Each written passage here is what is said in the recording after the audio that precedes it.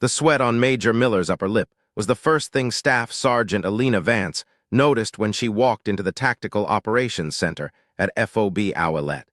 A bead of moisture that didn't belong in a room cooled to a precise 68 degrees by two straining Mitsubishi AC units. It was 0814 on a humid Tuesday in September, and outside the plywood walls, the dust of the Helmand province was already beginning to bake into the kind of fine, white powder that gets into your teeth and stays there for a decade. Miller was hunched over a topographical map, his shoulders pulled tight toward his ears, a posture Elena had seen 1,000 times in men who were out of their depth, but possessed enough rank to ensure they drowned everyone else with them. He didn't look up when she entered, even though the slap of the heavy plywood door was the loudest thing in the room. Elena took her place against the back wall, her back straight, her hands clasped loosely behind her. She was a shadow in the room, a piece of equipment to be utilized only when the talking started. To Miller and to the rest of the brass in the 10th Mountain Division, she was a 09 Loma, a translator, a bridge between English and the guttural, rhythmic complexities of Pashto and Dari. They saw her as a linguistic conduit, a human software update. They did not see the way her eyes moved across the room, cataloging the micro-expressions of the three intelligence officers in the corner, or the way she tracked the slight tremor in the hand of the private holding the decaf pot. She had grown up in El Paso, the daughter of a border patrol agent who had spent 24 years reading the heat shimmer of the Chihuahua Desert. Her father hadn't just taught her how to shoot. He taught her how to look at a horizon and tell the difference between a dust devil and a group of people moving in a staggered line.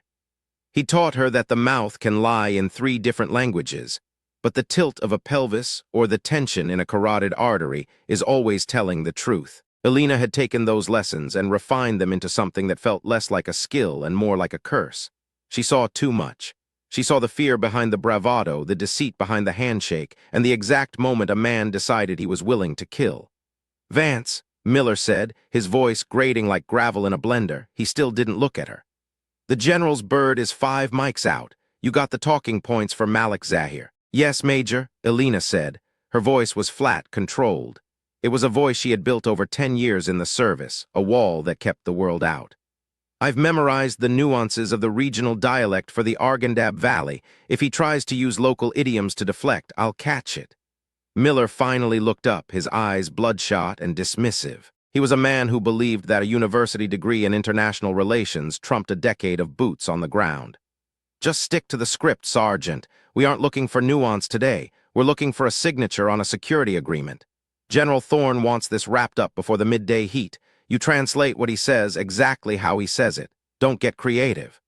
"Understood," Elena replied. She didn't blink. She watched the way Miller's eyes darted to the clock on the wall.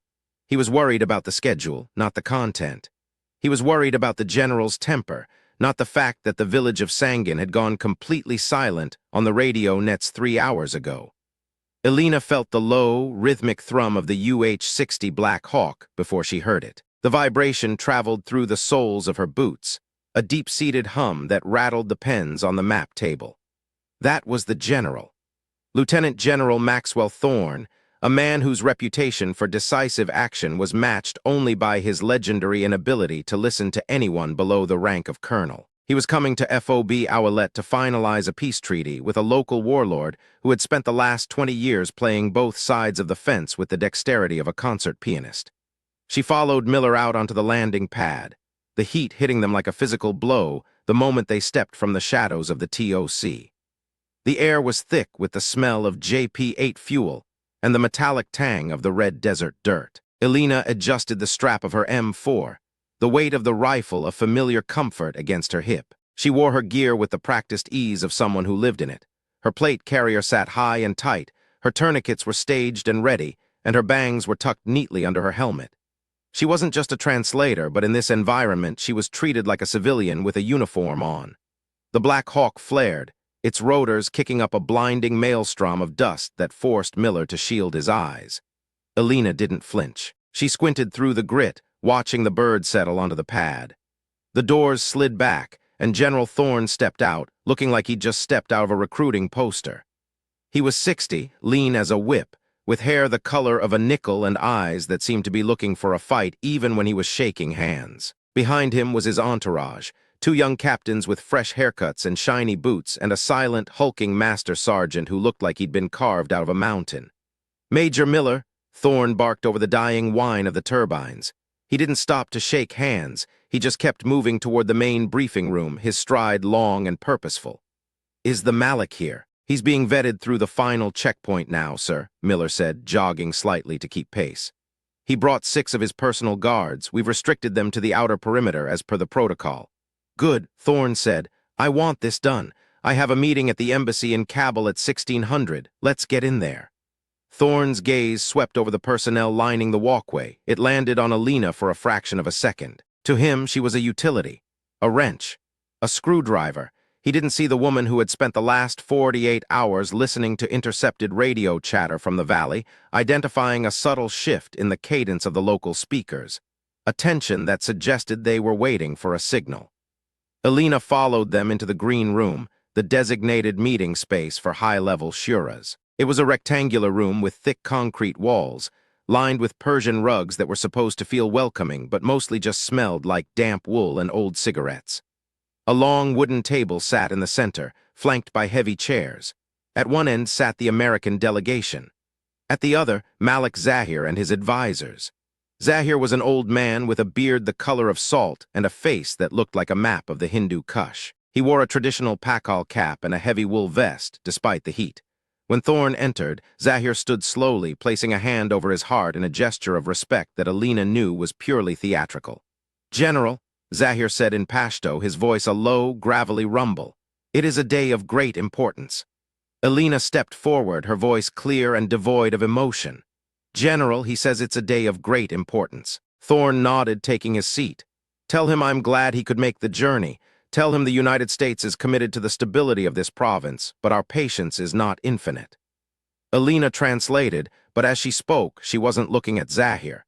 She was looking at the man standing directly behind him. He was younger, perhaps in his late 20s, with a lean, athletic build. He was introduced as Zahir's nephew, a minor functionary named Bashir. He stood perfectly still, his hands clasped in front of him. To anyone else, Bashir looked like a loyal subordinate, but Elena saw the way his thumbs were tucked into his palms. She saw the way his eyes remained fixed on a point exactly 4 inches above General Thorne's head, never once blinking, even when a fly landed near his temple. Most importantly, she saw his breathing. It was shallow, rapid, and entirely out of sync with the relaxed posture he was attempting to project. "The Malik says he understands the general's concerns," Elena said, her eyes still scanning the room. "He says the security of the valley is his primary concern as well, but he requires more resources to combat the insurgents in the north." Thorne leaned forward, his jaw set. "Resources come after the agreement, not before. I'm not throwing more taxpayers' money into a black hole until I see the local police forces actually conducting patrols." As she translated Thorne's sharp retort, Elena noticed something else. Bashir's right foot was slightly turned inward, his weight shifted forward on the balls of his feet. It was the stance of a sprinter waiting for the starter's pistol. It was the stance of a man who was about to move, and move fast. She felt a cold prickle of sweat run down her spine, not from the heat, but from the sudden, sharp clarity of the moment. She looked at the other guards. They were bored. They were looking at the American equipment, whispering to each other. But Bashir was a statue. He was a frequency she was tuned into while everyone else was listening to the static. Elena stepped back a half-inch, her hand drifting toward the radio on her shoulder. She needed to signal the master sergeant, the one standing behind Thorne. His name was Holloway, and he was the only one in the room who looked like he might actually be paying attention. But Holloway was focused on the 2 guards by the door, his hand resting on the grip of his sidearm. "Major Miller," Elena whispered, leaning slightly toward the major who was sitting to her left. "Not now, Vance," Miller hissed, his eyes fixed on his notebook. "Major, look at the man behind the Malik," she said, her voice a low, urgent vibration. "His breathing is off. He's indexed for a forward movement." Miller didn't even look up. "He's nervous, Sergeant. He's in a room full of Americans with rifles. I'd be nervous too. Stay in your lane." Elena felt the controlled rage bubble up in her chest, a hot, sharp pressure she had to fight to keep contained. This was the cost of being the simple translator. You were the help. You were the person who spoke the words, not the person who understood them. She looked back at Bashir. The young man's gaze had shifted. He was no longer looking above Thorne's head. He was looking at the general's chest, specifically at the center of his rib cage. His pupils were dilated, even in the bright light of the room. He was in a state of hyperarousal, a physiological peak that precedes a violent act. Elena knew the history of this region. She knew that the most dangerous weapon wasn't always a long-range missile or a heavy machine gun. Sometimes it was a person who had decided that their life was a small price to pay for a single moment of catastrophic impact. She scanned Bashir's clothing. His vest was slightly bulkier than the others. It didn't hang quite right. There was a slight pull at the shoulders, as if there was weight distributed unnaturally around his torso. "General Thorne," Elena said, breaking the protocol of the meeting. Her voice wasn't loud, but it had a quality that cut through the conversation like a razor. Thorne stopped mid-sentence, his brow furrowing. He looked at her as if she were a piece of furniture that had suddenly started screaming. "What is it, Sergeant?" "I need you to stand up and move to the rear of the room, sir," Elena said. Her heart was hammering against her ribs, but her voice remained as steady as a surgeon's hand. The room went deathly silent. Malik Zahir looked confused, his eyes darting between Thorne and Elena. Major Miller's face turned a deep, mottled red. "Vance, what the hell are you doing?" Miller barked, half rising from his chair. "Get outside, now." "Sir, the man behind the Malik," Elena said, her eyes locked on Bashir. Bashir had noticed her watching him. The mask was slipping. The corners of his mouth were twitching. He knew she saw him. "He's wearing a vest. He's hyperventilating. Look at his hands." Thorne didn't move. He was a man who hated being told what to do, especially by a non-commissioned officer who had just embarrassed him in front of a local dignitary. "Sergeant, you are out of line. Sit down and do your job, or I will have you escorted from the FOB. "General, move," Elena said. It wasn't a request. It was a command. In that split second, Bashir moved. He didn't reach for a gun. He reached for his chest. His hand disappeared into the folds of his vest, his fingers searching for a toggle, a wire, a trigger. The room exploded into motion, but for Elena, everything slowed down. She saw Miller frozen in shock, his pen still poised over his notebook. She saw Holloway reaching for his holster, his face a mask of sudden, violent realization. She saw Thorne's eyes widen as the reality of the threat finally punctured his arrogance. Elena didn't wait for Thorne to move. She didn't wait for the guards to react. She lunged across the table, her boots skidding on the Persian rug. She wasn't thinking about her career or the court-martial that would surely follow if she was wrong. She was thinking about the 4 pounds of high explosives that were about to turn this room into a kiln. She slammed into Bashir just as his hand found the trigger. They hit the ground hard, the air rushing out of Elena's lungs. She could smell him, the scent of rosewater and unwashed sweat and the sharp, chemical odor of C4. He was screaming now, a raw, primal sound, his fingers clawing at the wire. Elena grabbed his wrist, her hands slick with his sweat. She used every ounce of her strength, every bit of the leverage her father had taught her in the dirt of the El Paso ranch to keep his hand from closing. "Get out!" she screamed at the room. "He's got a pressure plate. Move!" The green room turned into a chaotic blur of shouting and crashing furniture. Holloway was there a second later, his massive weight slamming into both of them, pinning Bashir's other arm to the floor. 2 more soldiers dived onto the pile, a mountain of American muscle trying to suppress the inevitable. Elena was buried at the bottom, her face pressed against Bashir's neck. She could feel the vibration of his vocal cords as he prayed, a frantic, rhythmic chant. She could feel the hard, rectangular shapes of the explosive blocks beneath his vest pressing into her chest. "I've got the hand," Holloway roared. "Don't let him move." For a heartbeat, there was a terrifying, absolute silence. The room had cleared. Thorne was gone, shoved out the door by his aides. Miller was gone. It was just Elena, Holloway, and 2 other grunts holding down a human bomb. Elena looked up. Through the tangle of arms and legs, she saw Bashir's eyes. They were no longer the eyes of a martyr. They were the eyes of a terrified boy who realized he was about to die and was suddenly, desperately afraid of the dark. His thumb was millimeters away from the contact point. "Don't," Elena whispered in Pashto, her voice right against his ear. "It's over. You don't have to do this." Bashir's sobbing intensified. He stopped fighting, his body going limp under the weight of the soldiers. Holloway slowly, carefully, pried the young man's fingers away from the trigger, his own face pale and beaded with sweat. "Vance," Holloway breathed, his voice shaking. "Don't move, nobody move." Elena stayed where she was, her heart a frantic bird in a cage. She was pinned to a suicide bomber in a room that smelled like death, her career likely in tatters, her life hanging by a literal wire. She looked toward the door and saw Major Miller standing in the threshold, his face white, his mouth hanging open. Beyond him in the hallway, General Thorne was standing. He wasn't moving. He was looking at Elena, really looking at her, for the first time since he'd stepped off the helicopter. Elena didn't look away. She didn't beg. She didn't ask for help. She just held the bomber's wrist and waited for the EOD team to arrive, knowing that the world she had occupied 5 minutes ago, the world where she was just a simple translator, was gone forever. The silence that followed was heavy, a physical weight that seemed to press the very air out of the room. No one dared to breathe. Holloway's grip on Bashir's wrist was so tight his knuckles were white, a stark contrast to the olive skin of the young man beneath them. Elena could feel the heat radiating from the explosive vest, a warmth that felt sentient, like a beast waiting to wake up. Minutes felt like hours. The sound of boots on the gravel outside reached them, followed by the heavy, rhythmic clank of the EOD technician in his bomb suit. The technician, a man named Staff Sergeant Miller, no relation to the major, and a man Elena had shared coffee with just 2 days prior, moved with a deliberate, agonizing slowness. He looked like a deep-sea diver navigating an alien wreck. "Everyone out except Holloway and Vance," the EOD tech said, his voice muffled by the thick glass of his helmet. "Slowly, do not shift the weight. If that's a tilt switch or a pressure release, we're all going to heaven today." The other 2 soldiers slid off the pile with the grace of shadows, their eyes never leaving the vest. When it was just the 4 of them, the room felt cavernous. Elena's muscles were beginning to cramp, a dull ache spreading from her shoulders down to her lower back. She kept her eyes on Bashir. The boy was no longer praying. He was staring at the ceiling, his eyes glazed, a thin trail of saliva running from the corner of his mouth. He had retreated into himself, a common psychological collapse after the peak of an adrenaline surge. "Sergeant Vance," the EOD tech said softly, "I need you to tell me exactly what you saw before you jumped. Did he pull a pin? Did he flip a toggle?"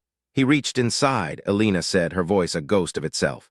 "His thumb was on a dead man's switch, a small, black plastic housing. I saw the wire leads going toward the shoulder straps." "Okay," the tech said. He knelt beside them, his heavy suit creaking. "Holloway, I'm going to slide a stabilizer under his arm. Vance, when I tell you, you're going to let go of his wrist, 1 finger at a time, but not yet." Elena nodded. She watched the tech's gloved hands move. They were incredibly steady. It was a kind of competence that bordered on the divine, a man who spent his life dancing with the thing that ended lives. She felt a strange sense of kinship with him in that moment. They were both people who looked at the world and saw the seams, the places where things could break. The process of derigging the vest was a symphony of tension. Every snip of the wire cutters sounded like a gunshot. Every time the tech adjusted his position, Elena felt her heart skip. She stayed focused on Bashir's pulse, her fingers still on his wrist. It was fast, but steady. He was alive. They were all still alive. When the vest was finally neutralized, a tangled mess of C4, ball bearings, and crude wiring laid out on the Persian rug like a dissected organ, the EOD tech sat back on his heels and exhaled a breath that sounded like a prayer. "Clear," he whispered. Holloway let out a jagged laugh that was half sob. He stood up, offering a hand to Elena. She took it, her legs feeling like they were made of water. As she stood, she looked down at Bashir. The MPs were already moving in, their movements rougher than they needed to be, pulling the boy to his feet and zip-tying his wrists behind his back. "Get him out of here," Holloway ordered, his voice regaining its command. Elena walked toward the door. Her uniform was torn, her face was smeared with dust and sweat, and her hands were shaking so violently she had to shove them into her pockets. She stepped into the hallway, expecting to be debriefed, expecting to be yelled at, expecting something. Instead, she found the hallway lined with the general's staff. They stood in a double row, a silent gauntlet of high-ranking officers and elite security personnel. As Elena walked past, no one spoke. They didn't cheer. They didn't clap. They just watched her with a look that was a complex mixture of awe and profound discomfort. She had done the thing they were supposed to do. She had seen the threat they had missed.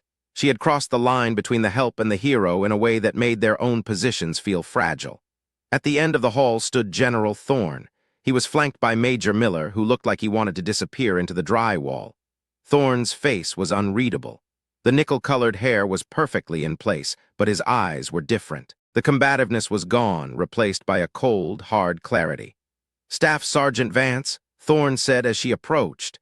Elena stopped and snapped a salute. It was the only thing she knew how to do in that moment, the only way to maintain the control that was rapidly slipping away. Her arm felt heavy, her fingers stiff. Thorne didn't return the salute immediately. He looked at her torn sleeves, the bruises already forming on her forearms, and the way she held herself, rigid, defiant, and entirely alone. "Major Miller tells me you were out of line," Thorne said. His voice was loud enough for everyone in the hall to hear. Miller shifted his weight, a look of vindication flickering across his face for a brief, ugly second. "He tells me you broke protocol," Thorne continued, stepping closer to Elena. "He tells me you ignored a direct order to stay in your lane." Elena didn't blink. "I did, sir." "And he tells me," Thorne said, his voice dropping to a low, dangerous rumble, "that if you hadn't, I'd be a collection of biological samples being scraped off those rugs right now." The hallway went even quieter, if that was possible. Thorne finally returned the salute, his hand crisp and sharp. "Major Miller," Thorne said without turning his head. "Yes, sir." Miller stammered. "Go to my bird, pack your gear, you're on the next flight out of this FOB. I don't want a man on my staff who can't tell the difference between a breach of protocol and a life-saving intervention." Miller's face went from pale to a sickly, ashen gray. He opened his mouth to speak, saw the look in Thorne's eyes, and wisely closed it. He turned and walked away, his boots clicking hollowly on the floorboards. Thorne looked back at Elena. "Sergeant, I suspect you have a lot more to say than what's in the talking points for Malik Zahir. Come with me. We're going to have a different kind of meeting." Elena followed him back toward the TOC. As she walked, she caught her reflection in a small, cracked mirror hanging near the communications rack. She didn't recognize the woman looking back at her. The woman in the mirror looked older, harder, as if the last 30 minutes had aged her a decade. She looked like someone who had looked into the abyss and hadn't just blinked. She'd shoved it back. Inside the TOC, the atmosphere had shifted from frantic to focused. The news of the attempted assassination had spread, and the base was moving into a high-alert status. But Thorne ignored the bustle. He led Elena to a small, private office in the back, a room used for classified briefings. He shut the door and pointed to a chair. "Sit," he said. Elena sat. She realized she was still holding the sugarless spearmint gum in her mouth. It was tasteless now, a hard lump of rubber. She swallowed it. Thorne sat across from her, leaning his elbows on a desk that was empty except for a secure laptop and a photograph of a woman and two golden retrievers. "How did you know?" he asked. "And don't give me any of that gut-feeling crap. I want the technicals. I want to know exactly what that man did that my entire security detail and an airborne qualified major missed." Elena took a breath. She let it out slowly, the way she did when she was on the range, finding the natural respiratory pause. "It wasn't one thing, sir. It was a pattern of physiological indicators. Bashir's baseline was elevated from the moment he entered the room. He was exhibiting micro-tremors in his extremities, specifically his distal phalanges. His respiratory rate was 32 breaths per minute, shallow and thoracic, which suggests a high-stress sympathetic nervous system response. Most importantly, his gaze was fixed on a target point, ignoring the peripheral stimuli of the room. He wasn't participating in the shura. He was timing it. Thorne watched her as she spoke. He didn't interrupt. He was listening with an intensity that Elena had never seen from an officer of his rank. "Go on," he said. "The vest was the final confirmation," Elena said. The drape of his clothing was inconsistent with the weight of the fabric. There was a 4-inch variance in the shoulder-to-waist ratio on his left side, suggesting the presence of a block-style payload. When you pressured the Malik about the police patrols, Bashir's amygdala took over. He shifted to a forward-leaning posture, indexing his right hand for a specific movement. He wasn't reaching for a weapon. He was reaching for a trigger he'd practiced finding 1,000 times. Thorne was silent for a long moment. He reached into his pocket, pulled out a silver coin, and began rolling it over his knuckles, a nervous habit that felt strangely human. "Where did you learn to read people like that, Sergeant? DLI doesn't teach that. The Army doesn't teach that." "My father, sir," Elena said. "And the border. You spend enough time watching people try to disappear, you start to see the things they can't hide."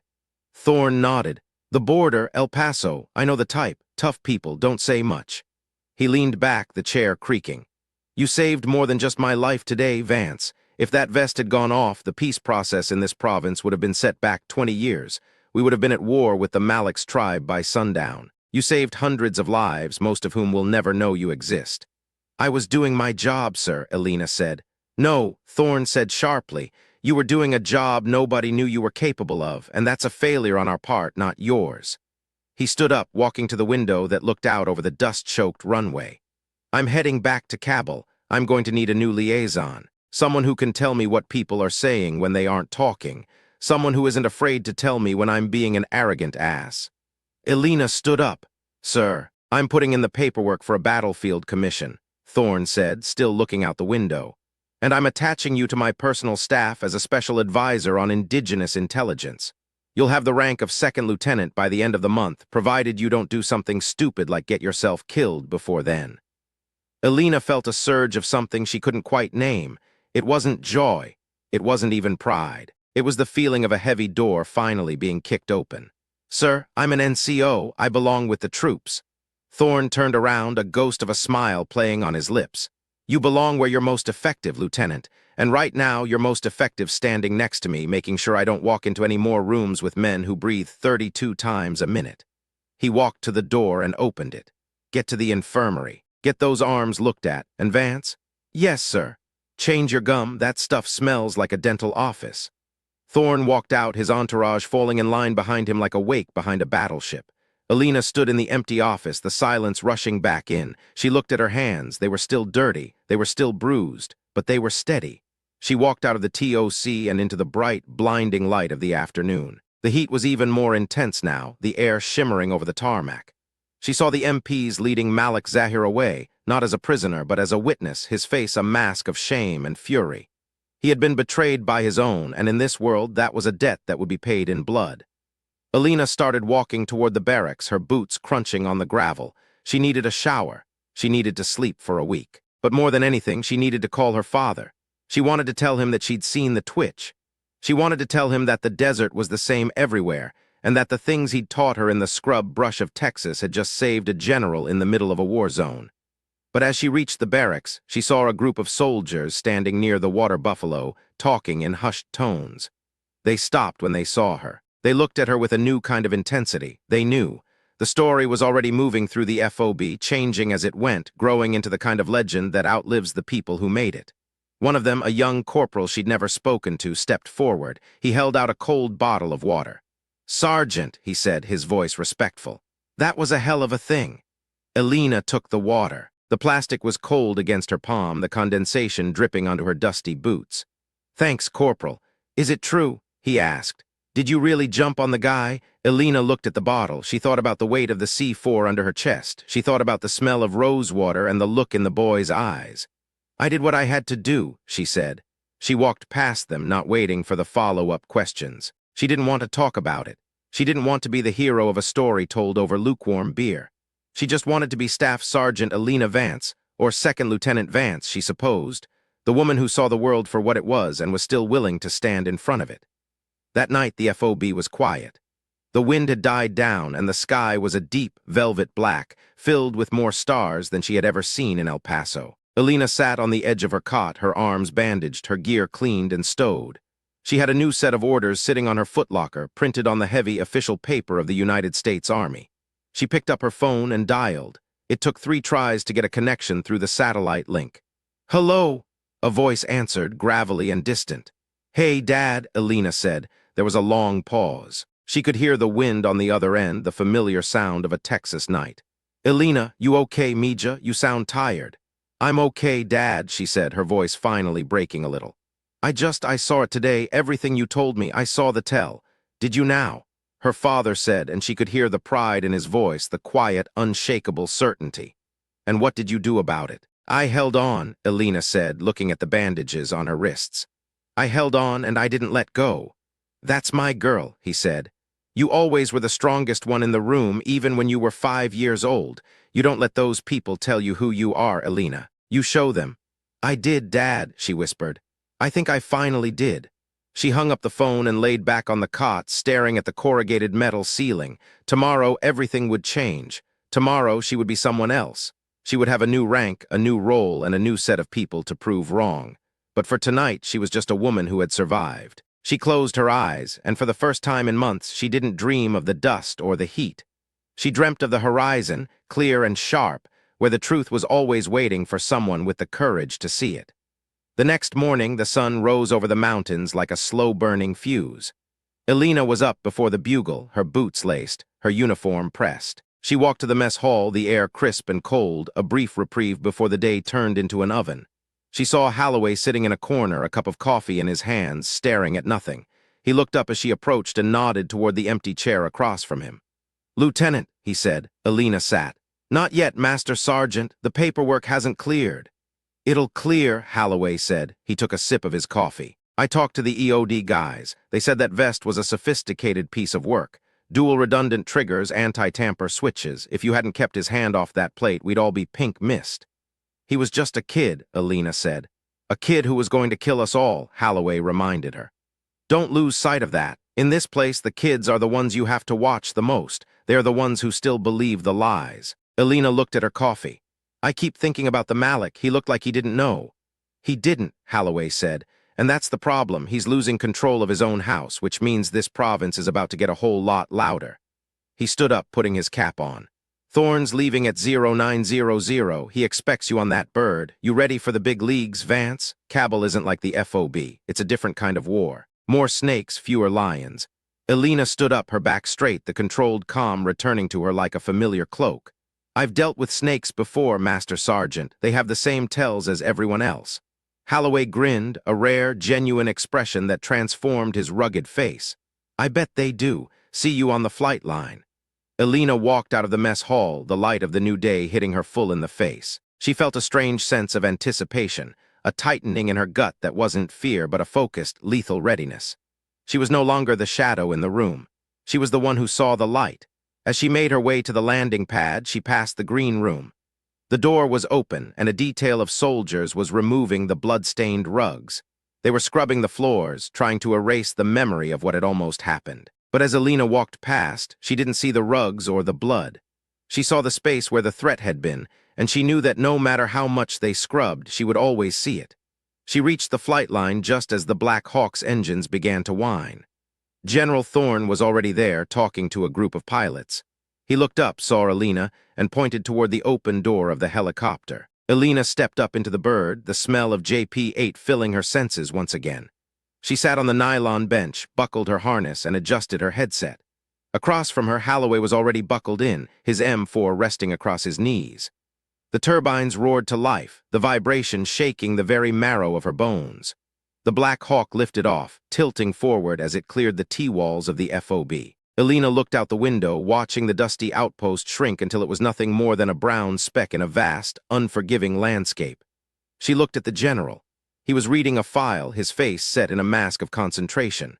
He looked up, caught her eye, and gave a single, sharp nod. Elena turned back to the window.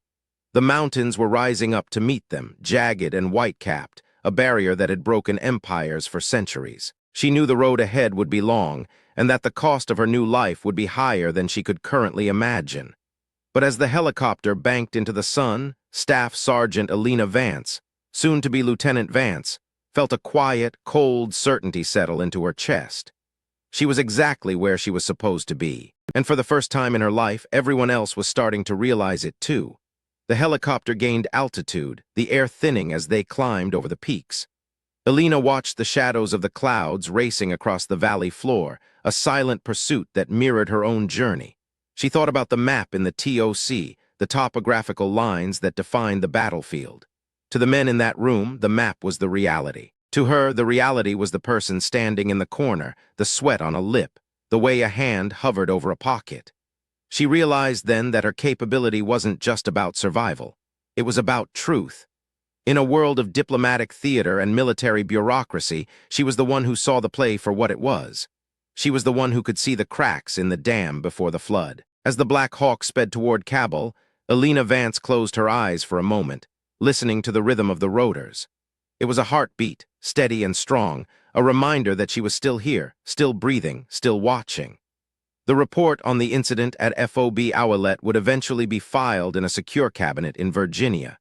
It would say that a suicide attack was averted by the quick actions of a security detail. It would mention a translator who had assisted in the suppression of the threat. It would be clinical, sterile, and entirely wrong. The report wouldn't mention the smell of the rosewater. It wouldn't mention the way the clock stuttered towards 0900. And it wouldn't mention the woman who had seen the end of the world coming and reached out to stop it with her bare hands. But as the helicopter crossed into the airspace over the capital, Elena didn't care about the report. She cared about the mission.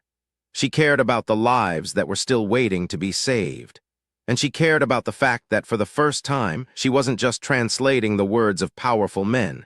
She was becoming one of the people who decided what those words meant. The wheels of the Black Hawk touched down at the embassy helipad with a jarring thud. The doors slid back, and the noise of the city rushed in, the honking of horns, the call to prayer, the chaotic, vibrant energy of a place that had been at war for 40 years and was still refusing to die. General Thorne stepped out first, his boots hitting the tarmac with a sound like a gavel. He didn't look back. He knew she was there. Elena stepped out after him, her hand instinctively checking the seat of her holster.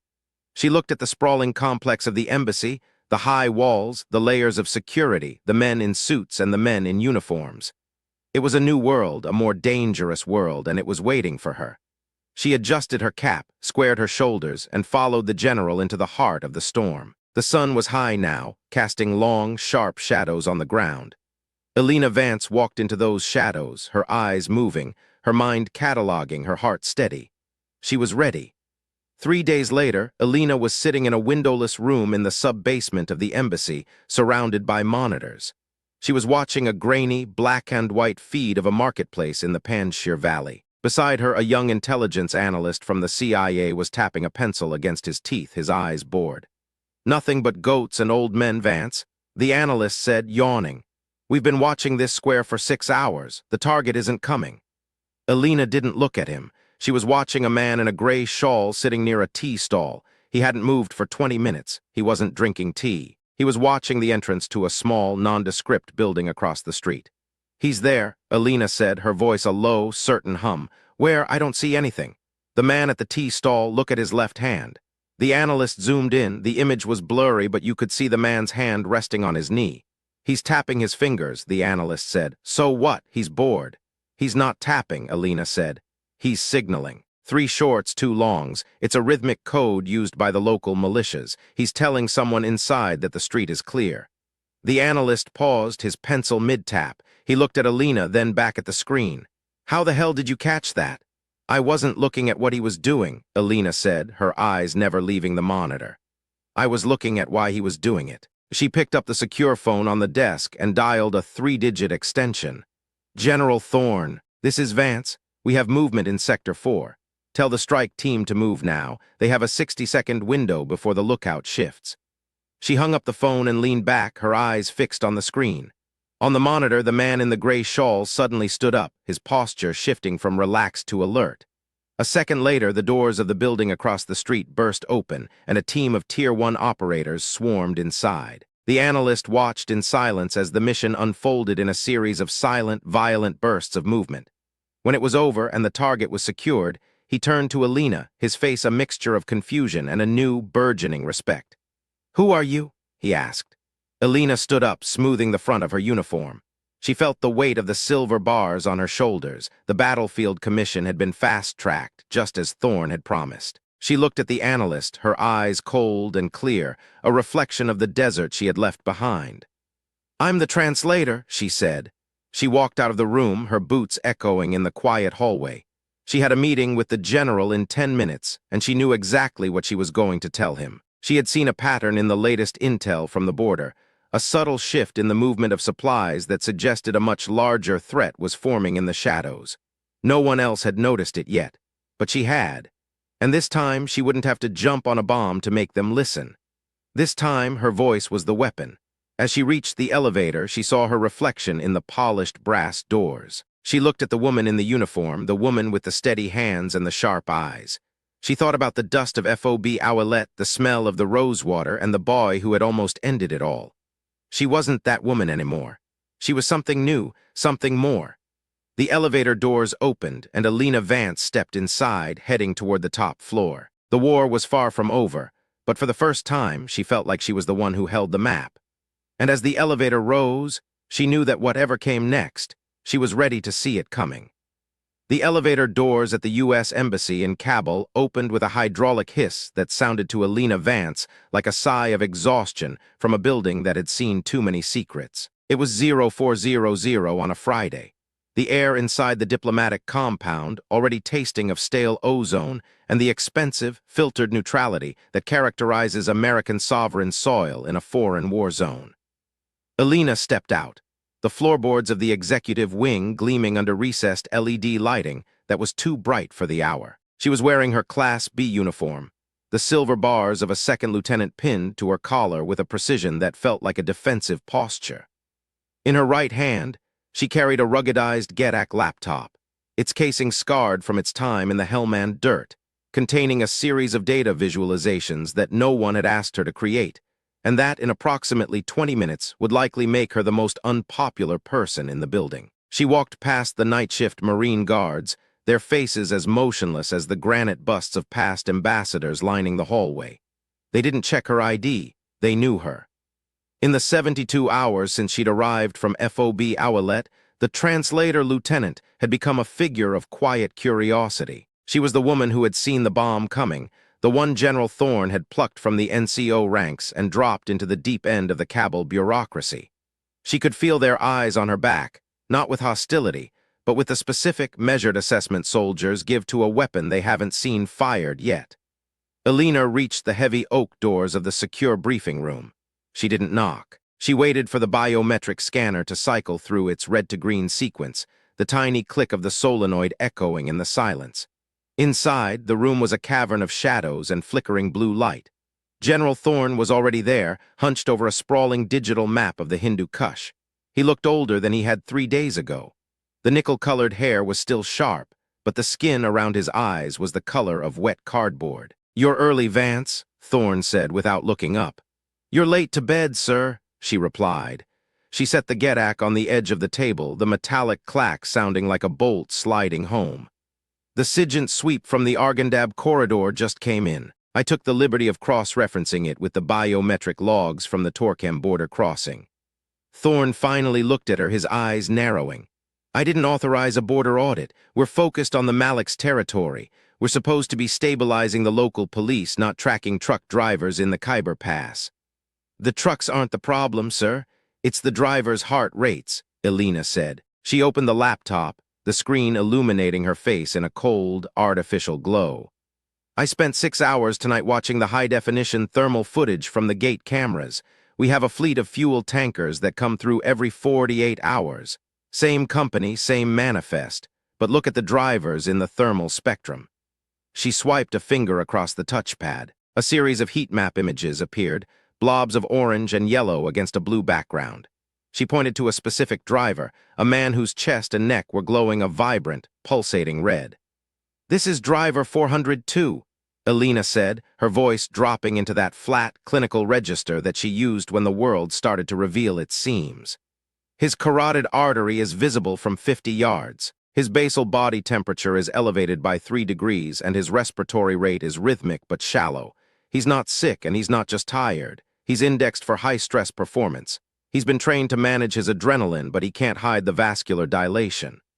Thorne leaned in, the scent of black coffee and old tobacco clinging to him. And he's one of 12, Elena said. "Every 48 hours, 12 men with the same physiological profile enter the country. They aren't truck drivers, sir. They're sleepers, or they're a vanguard. They have the same tell that Bashir had in the green room. They're waiting for a signal." Thorne was silent for a long moment, the only sound the low hum of the room's dedicated server rack. He looked at the images, then back at Elena. "If I take this to the interagency task force, they're going to tell me I'm listening to a lieutenant who's suffering from post-traumatic hypervigilance. They're going to say you're seeing bombs in every shadow because you jumped on one 3 days ago." "I know what they'll say, sir," Elena said. She didn't blink. She didn't move. She stood there like a statue carved from the very mountains they were fighting over. But the physics don't lie. A man's heart doesn't beat like that when he's just hauling JP-8. He's carrying something else, or he's becoming something else. "Vance," Thorne started, but the door behind them opened. Colonel Sterling, the task force's chief of staff, walked in. He was a man who looked like he had been born in a Brooks Brothers suit and only wore a uniform as a temporary inconvenience. He held a tablet and a thin, condescending smile. "General, the ambassador is on the secure line. He's concerned about the aggressive posture our new advisor is suggesting regarding the fuel convoys." Apparently, the logistics contractors are complaining about the delays at the gate. Sterling's gaze drifted to Elena, his eyes skipping over her rank and landing on her face with a mixture of pity and irritation. Lieutenant, I thought we discussed the importance of staying within the parameters of the established intelligence cycle. The cycle is slow, Colonel, Elena said. The threat isn't. Sterling let out a short, sharp laugh. The threat, as you call it, is currently being monitored by a dozen satellites and 100 analysts in Virginia who have 20 years more experience than you do. They see nothing. No chatter, no movement, just a lot of dusty trucks. The analysts in Virginia are looking for what they've been told to look for, Elena countered, her voice remaining perfectly steady. They aren't looking for the way a man's thumb twitches when he hands over his manifest. They aren't looking for the way the air around those trucks smells like industrial-grade solvent instead of diesel. Solvent? Thorne asked, his interest sharpening. Acetone, sir, Elena said. I smelled it on the sensor logs from the gate. It was faint, but it was there. It's a precursor for certain types of stabilized liquid explosives. If those tankers aren't full of fuel but are instead lined with a dual-stage binary agent. Enough, Sterling snapped. This isn't a Tom Clancy novel, Lieutenant. This is a diplomatic mission. We are trying to build a nation, not find ghosts in the machinery. General, the ambassador is waiting. Thorne looked at Elena, his expression unreadable. For a second, she thought she saw a flicker of the man who had stood in the hallway at Owlette and fired Miller. But the pressure of the embassy, the weight of the State Department, and the sheer inertia of the military bureaucracy were different beasts than a single tactical failure. Go back to your desk, Vance, Thorne said softly. He didn't look at her. He turned toward the secure line. Collate the data, put it in a formal report. We'll review it at the weekly brief. The weekly brief is 4 days away, sir, Elena said. That was an order, Lieutenant, Sterling said, stepping toward her, his proximity meant to intimidate. Elena felt the cold rage, the controlled, precise anger that her father had taught her to use as fuel rather than fire. She didn't back away. She looked at Sterling, noting the way his pupils were slightly constricted. He was on a stimulant, likely modafinil, to stay awake. She noted the slight tremor in his left hand. He wasn't confident, he was just desperate to maintain the appearance of order. Understood, sir, Elena said. She picked up her gedak, snapped it shut, and walked out. She didn't go to her desk. She went to the one place in the embassy where the air didn't feel like it was being filtered through a political lens. The motor pool was a cavernous, subterranean space beneath the north wing, smelling of grease, hot iron, and the honest, uncomplicated labor of men who fixed things that were broken. In the back corner, tucked behind a disassembled MRAP, was a small, cluttered workbench covered in signal scanners and disassembled radio components. Sitting there was Chief Warrant Officer 3 Elias Gus Gustafson. Gus was 50, with a belly that suggested a long-term relationship with Base Exchange Pizza, and a face that looked like it had been through a rock tumbler. He was a SIGINT specialist who had been in country since the early days of the invasion, a man who stayed because the war was the only thing that made sense to him. Gus didn't look up when Elena approached.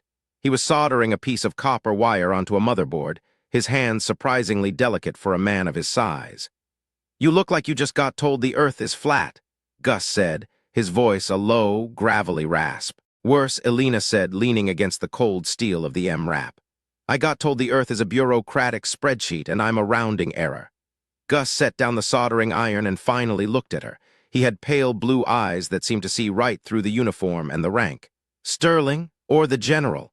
Both. They're ignoring the thermal anomalies at the gate. They're ignoring the acetone signatures. They're waiting for the cycle to catch up. Gus wiped his hands on a greasy rag. The cycle is a myth, Vance. It's a blanket the brass pulls over their heads so they can sleep at night. You want the truth? The truth is in the noise. It's in the stuff they filter out because it doesn't fit the narrative. He reached under the workbench and pulled out a small, black plastic box with a single red LED. I've been listening to the local cellular bands near the border, not the encrypted stuff, just the garbage, the pings, the handshakes between towers. Elena pushed off the vehicle and stepped closer. And there's a ghost frequency, Gus said. Every time those fuel tankers pass a certain waypoint on the road from Torcam, a single burst of encrypted data goes out. It's not SATCOM, it's not VHF, it's something else. High frequency, low latency, it looks like a heartbeat, a single blip every 60 seconds. Elena felt the hair on her arms stand up. A heartbeat like a pacemaker? Or a detonator sync, Gus said. I've seen it once before, in 2004 near Fallujah.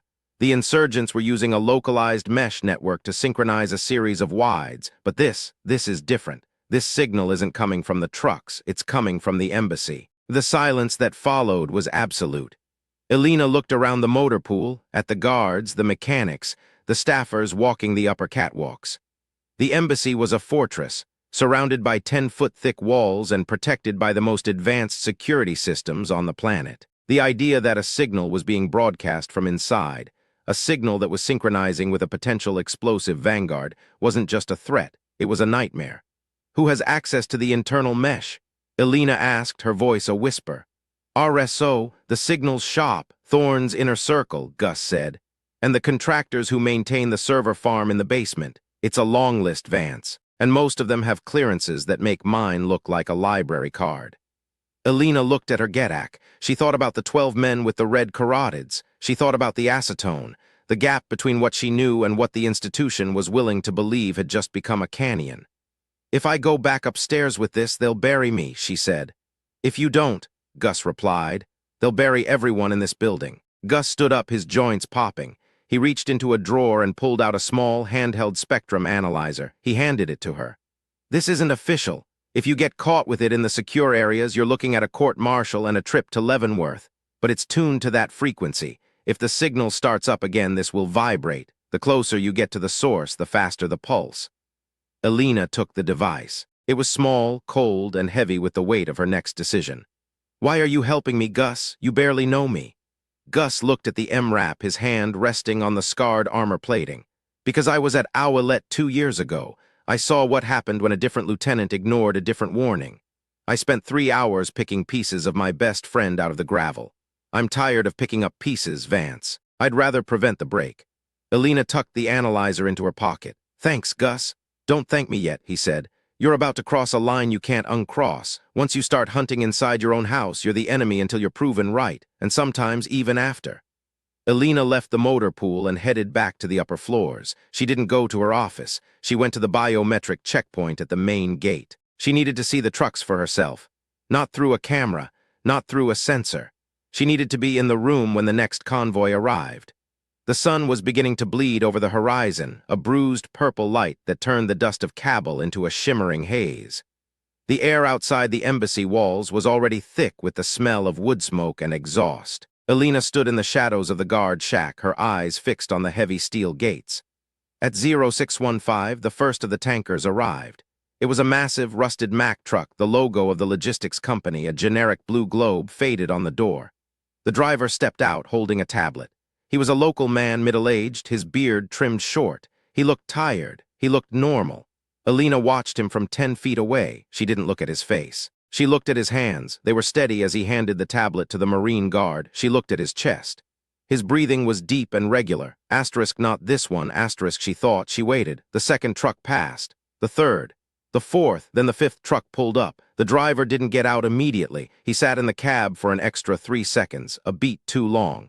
When he finally stepped down, he didn't look at the guard. He looked at the main gate of the embassy, his gaze lingering on the reinforced hinges.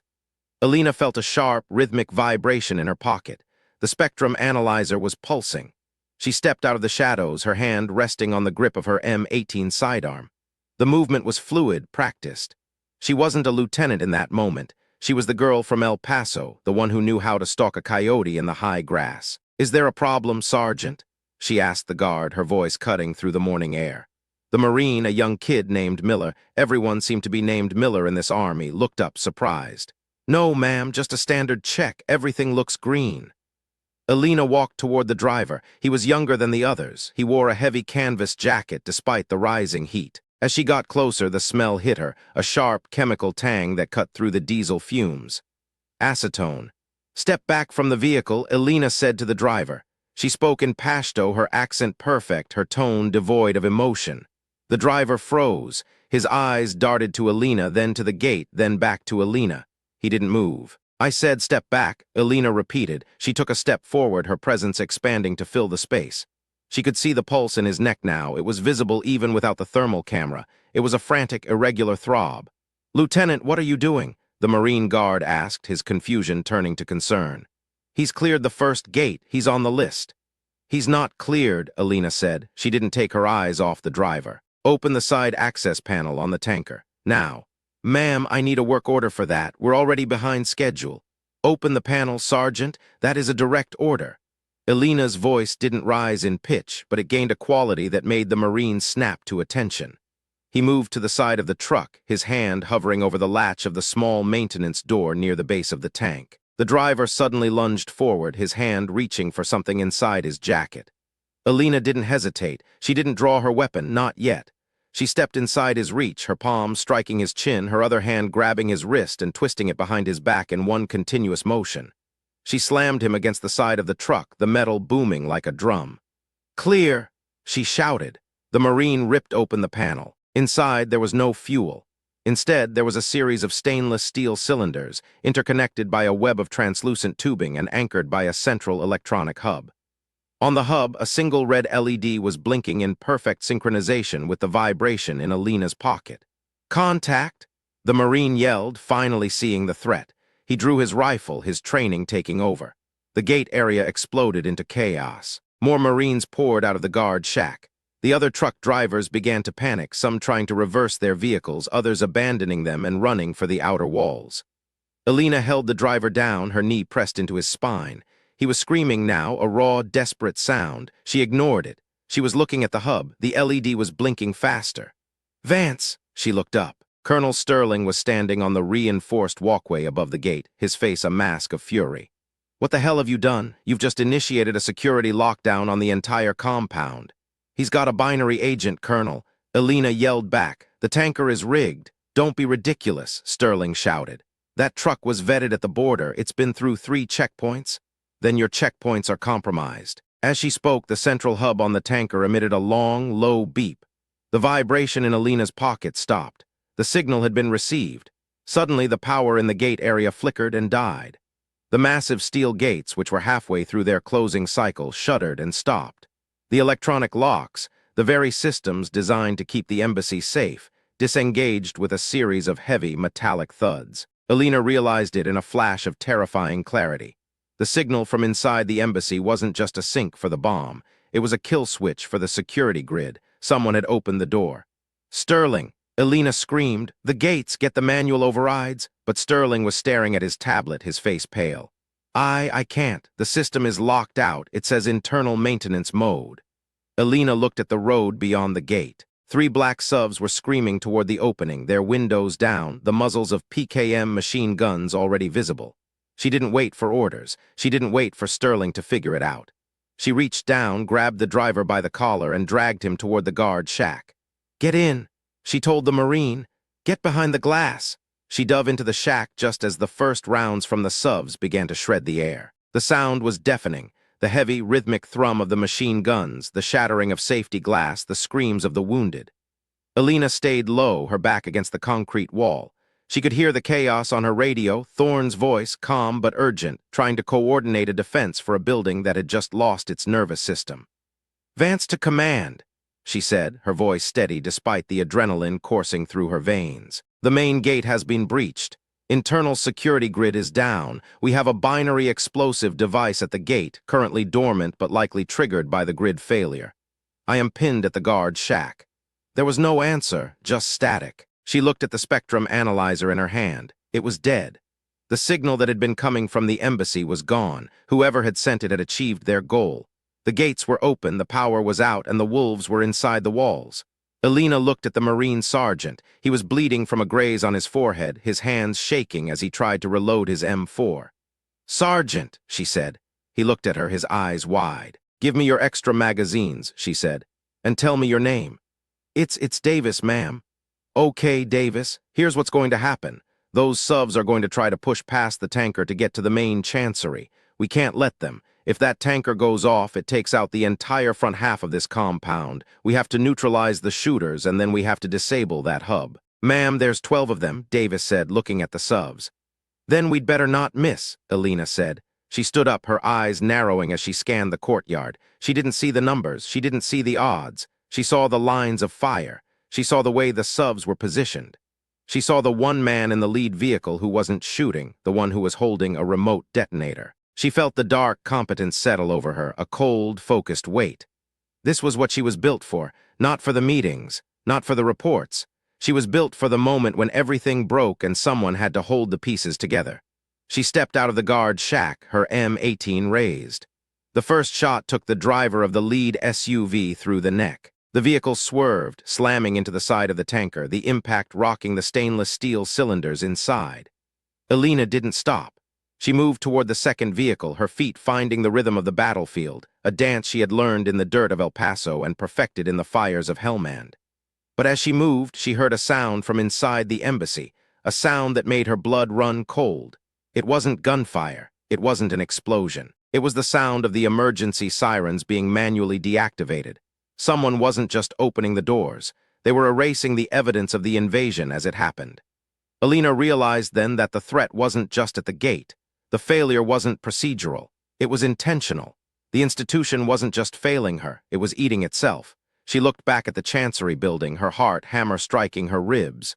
Thorne was in there. Sterling was in there. And somewhere in the dark, a man was holding a signal that could end it all. Elena Vance made her decision. She turned away from the gate, away from the safety of the guard's shack, and started running toward the back entrance of the embassy. She wasn't going to wait for the Marines to clear the courtyard. She wasn't going to wait for the power to come back on. She was going to find the source of the signal, and she was going to kill it. She hit the service entrance at a dead sprint, her shoulder slamming into the door.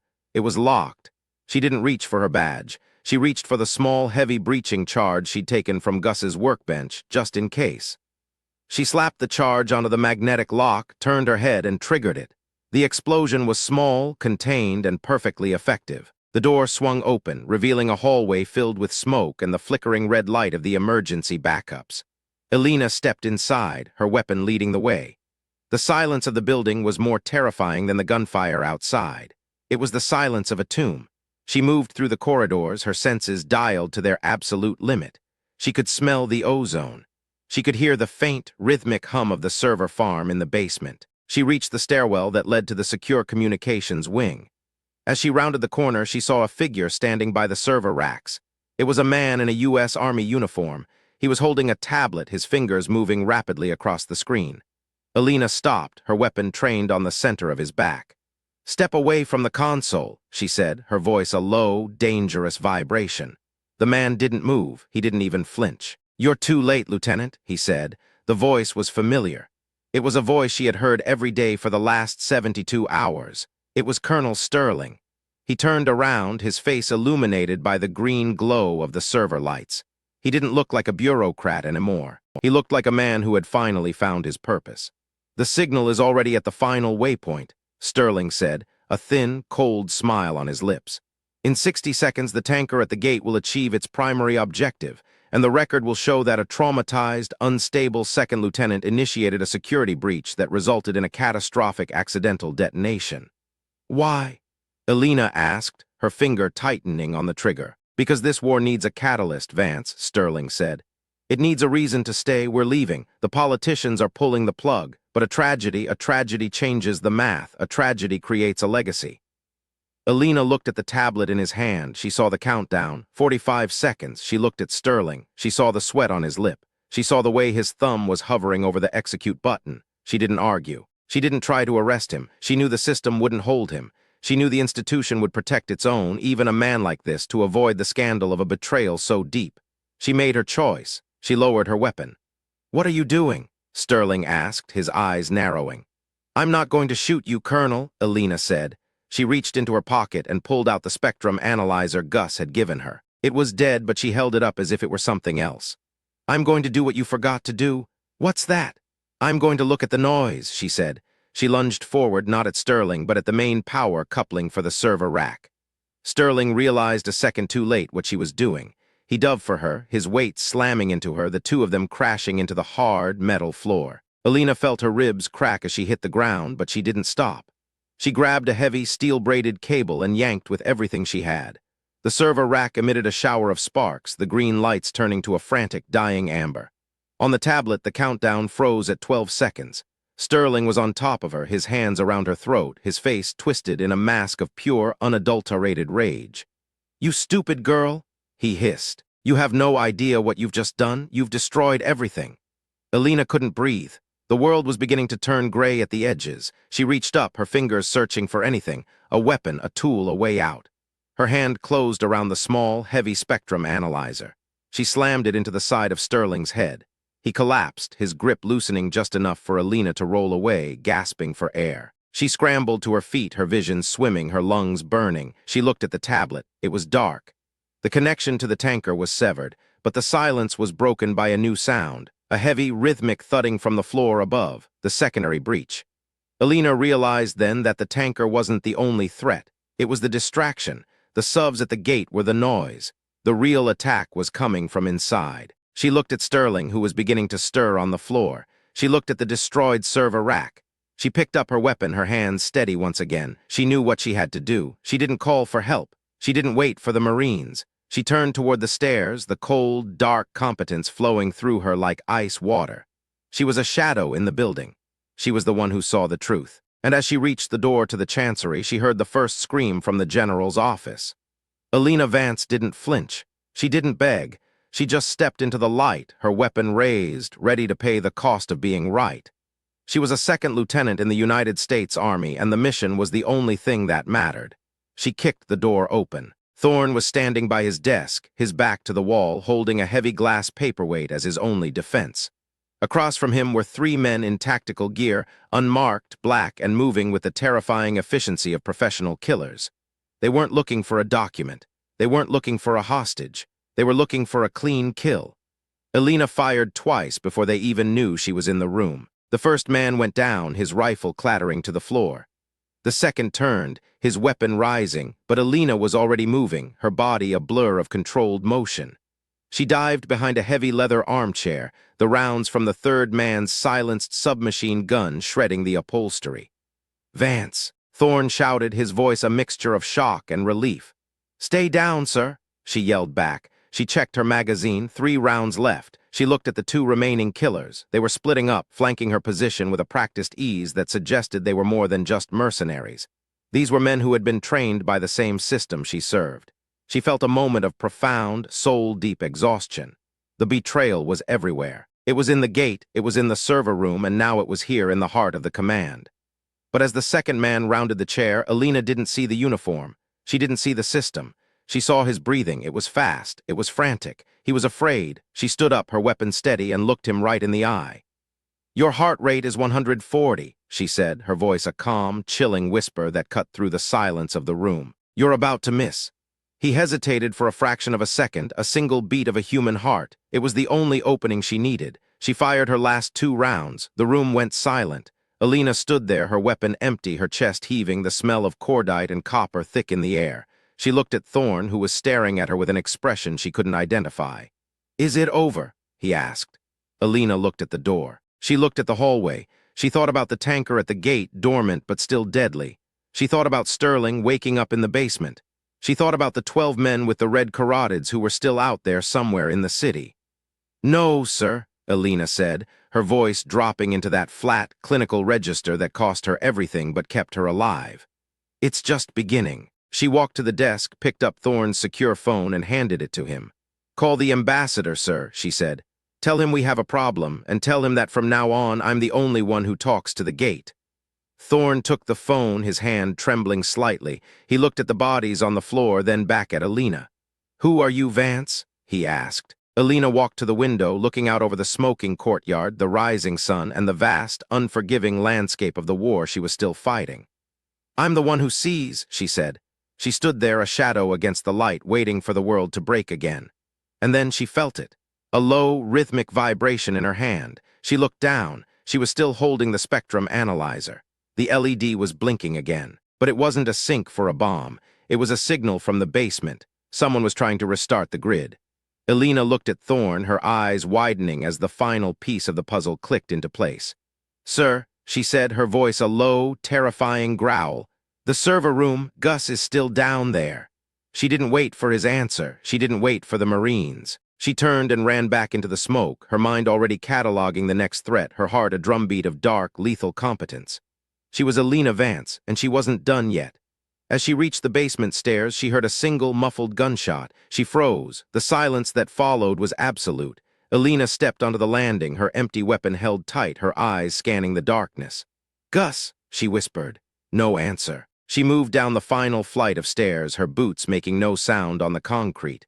She reached the door to the server room. It was hanging open. Inside, the lights were back on. The amber glow had been replaced by a cold, clinical white. In the center of the room, standing over the destroyed rack, was a figure in a black tactical vest. It wasn't Sterling. It was the man from the tea house, the one Gus had been tracking. And in his hand, he was holding a US-issued radio. He looked up as Elena entered, a thin, cruel smile on his face. "Lieutenant Vance," he said, his English perfect, his tone almost conversational. "I've heard so much about you." Elena looked at the floor. Gus was lying by the console, his chest still, his eyes fixed on a point she couldn't see. The rage she had been suppressing for 72 hours. The controlled, precise anger of a woman who had been ignored, betrayed, and pushed to the brink, finally broke its banks. It wasn't a fire. It was a flood. She didn't scream. She didn't charge. She just looked at him. And for the first time in his life, the man in the black vest saw what it looked like when a shadow decided to fight back. "You're going to want to check your pulse," Elena said. She took a step forward. The analyzer in her hand began to vibrate so fast it felt like it was going to shatter. The signal wasn't coming from the embassy anymore. It was coming from him, and it wasn't a detonator. It was a countdown. Elena Vance realized in that moment that she had been wrong about everything. The tanker wasn't the target. The general wasn't the target. The embassy wasn't the target. The target was the city, and the timer had just reached 0. Outside, in the heart of Kabul, the first of the 12 tankers began to glow. Elena Vance closed her eyes for a single heartbeat, the weight of the cost she was about to pay settling into her bones. And then she moved. The copper taste of her own blood was the first thing Elena Vance registered as she regained her footing in the flickering gloom of the server room. A sharp, metallic reminder that her body was still a physical machine subject to the laws of impact and inertia. She did not look at the man in the black vest yet. She looked at the spectrum analyzer in her hand, the red LED pulsing with a frantic, rhythmic intensity that felt like a migraine made manifest in light. The floor beneath her boots vibrated, a low-frequency shudder that wasn't an earthquake, but the synchronized ignition of the primary cooling fans in the dozen fuel tankers scattered across the 3-mile radius of the diplomatic quarter. She knew that sound because she had memorized the technical specifications of every logistics vehicle on the manifest 3 weeks ago, a task that her superiors had dismissed as the obsessive busywork of an over-promoted NCO. The man in the black vest didn't lunge. He stood with the terrifying stillness of a professional who knew he had already won, his silhouette framed by the cold blue light of the dying server racks. Elena could see the slight, rhythmic twitch in his left eyelid, an ocular tremor associated with extreme neural loading or high-dosage stimulants. He was wired into the same frequency she was hunting. In his hand, a specialized transceiver hummed, its casing custom-built, likely a prototype stolen from a DARPA-funded contractor in Arlington. Elena didn't breathe. She shifted her weight, feeling the protesting grind of her cracked ribs, and localized the pain, compartmentalizing it into a small, dark room in the back of her mind and locking the door. She wasn't a lieutenant in that moment. She was the girl who had spent 5 years in the dark rooms of the ISA, the intelligence support activity, learning how to kill a man in the time it took for him to blink. It was the capability she had buried beneath a layer of bureaucratic competence and a clean uniform, the part of her that General Thorne and Colonel Sterling would never have understood until it was the only thing left standing between them and the end of the world. The killer moved first. He was fast, a blur of shadow and steel, a curved karambit knife appearing in his hand as if it had been summoned from the air itself. Elena didn't retreat. She stepped into his reach, the movement precise and calculated to exploit the 2-millisecond lag in his peripheral vision. Her left hand caught his wrist, the bone-on-bone impact sounding like a dry branch snapping in a winter forest. She didn't use her weapon. She couldn't afford the sound or the time it would take to clear the holster in such close quarters. She used her center of gravity, twisting her hips and driving her elbow into the soft tissue of his throat. The man gagged, the sound wet and jagged, but he didn't go down. He was a product of the same high-tier training she was, his body reacting with a muscle memory that bypassed the conscious mind. He spun, the knife hissing through the air an inch from Elena's jugular, the tip of the blade catching the collar of her uniform and shearing through the fabric. Elena felt the sudden, sharp chill of the air on her skin. She didn't flinch. She saw the way his weight shifted to his right heel, the telltale sign of an impending low kick. She dropped, her sweep taking his legs out from under him, and as he hit the concrete, she was already on him. She didn't hit him with her fist. She hit him with the spectrum analyzer, the heavy, ruggedized casing striking the temple with a dull, sickening thud. The killer's eyes rolled back, his body going limp as the electrical impulses to his brain were momentarily scrambled. Elena didn't stop. She grabbed the transceiver from his hand, her fingers flying over the interface, searching for the kill switch, the override, the single line of code that could stop the countdown. Vance! The voice was a dry rasp coming from the shadows near the primary server hub. Elena froze. She turned her head, her eyes adjusting to the shifting light. Gus was slumped against the rack, his hand pressed against a dark, spreading stain on his side. His face was the color of unbaked dough, his breathing a shallow, whistling sound that told Elena everything she needed to know about the state of his lungs. "Gus," she said, her voice a low, steady anchor in the chaos. Don't look at me," Gus wheezed, a small bubble of bright red blood forming at the corner of his mouth.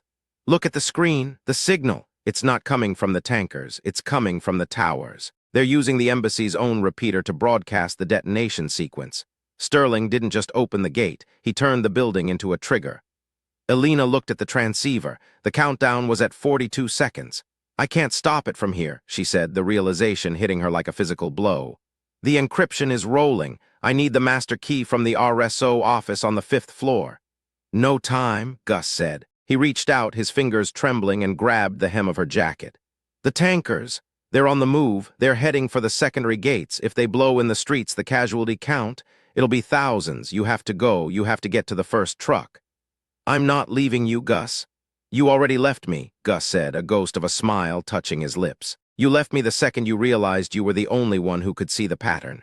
Now go. Be the rounding error. Prove the bastards wrong."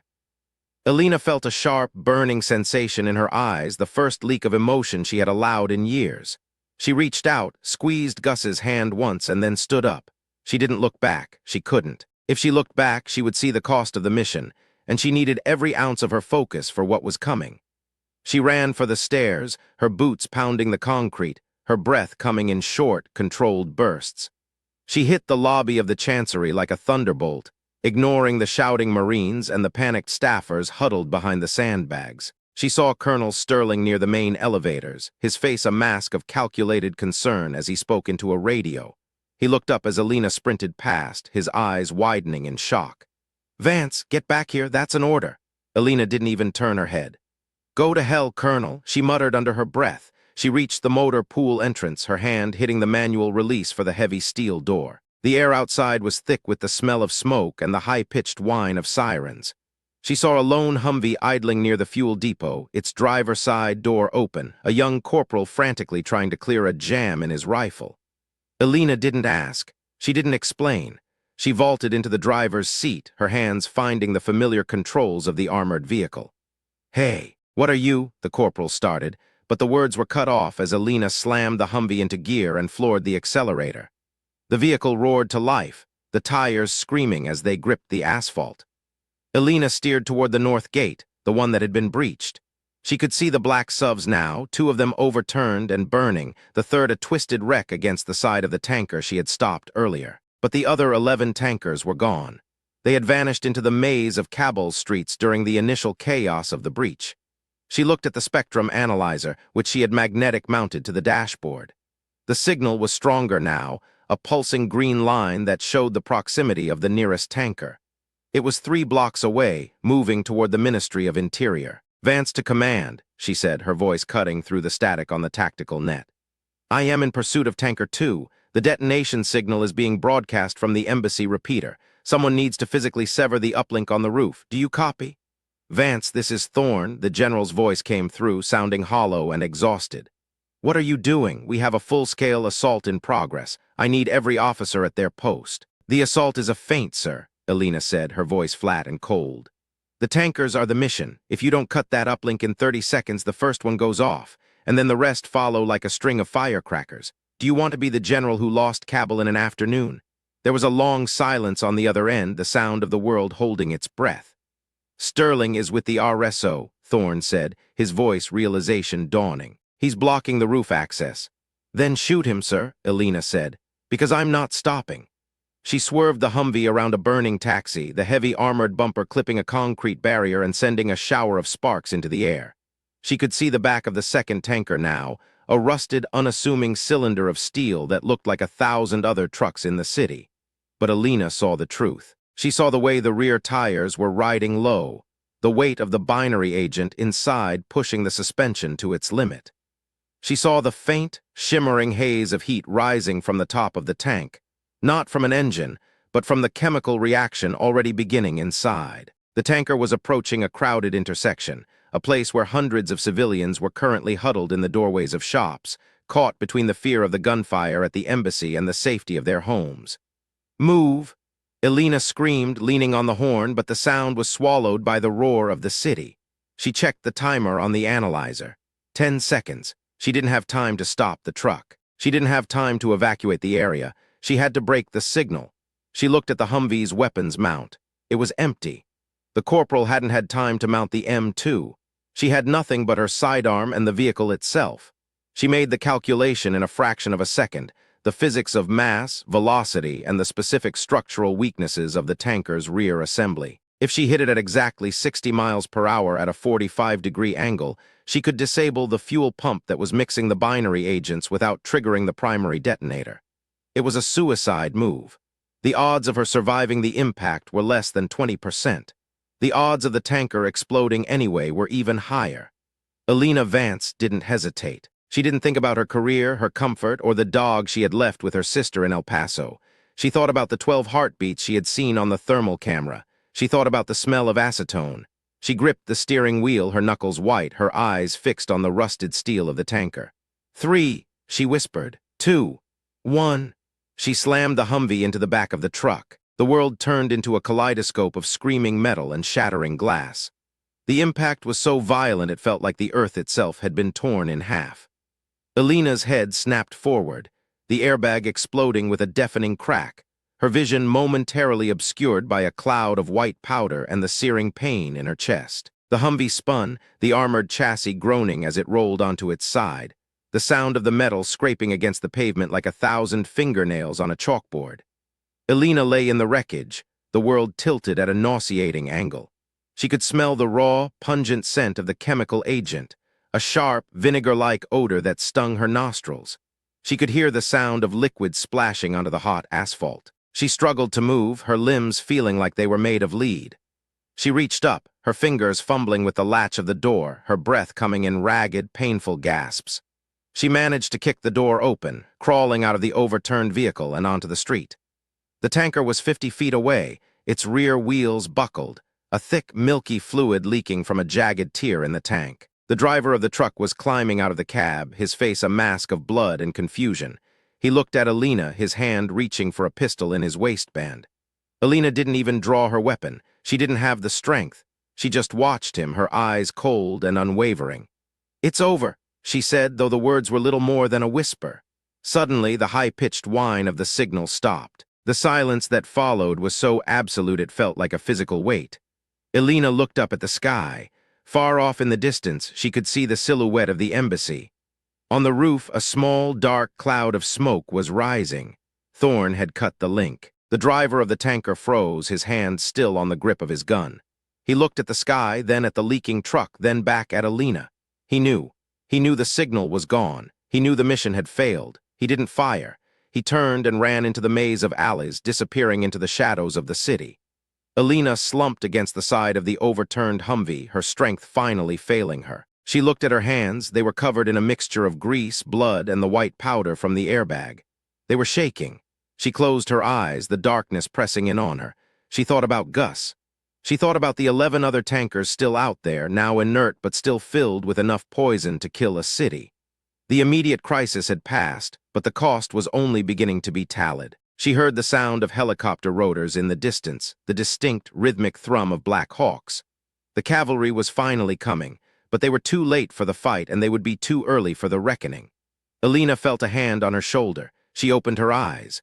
A young Afghan boy, no more than 6 or 7, was standing over her. He was holding a small, dirty plastic bottle of water. He didn't say anything. He just held it out to her, his eyes wide with a mixture of fear and curiosity. Elena took the bottle, her fingers brushing against his. The water was warm and tasted of plastic, but it was the best thing she had ever felt. "Thank you," she whispered. The boy nodded once and then vanished as quickly as he had appeared. A moment later, the first of the Marines arrived. They descended from the sky like angels of war, their boots hitting the ground with a synchronized thud that spoke of order, discipline, and the return of the institution. They found Elena sitting in the dirt, her uniform torn, her face a mask of exhaustion and blood. They tried to help her up to take her to the medevac bird, but she pushed them away. "The tankers," she said, her voice raspy but firm.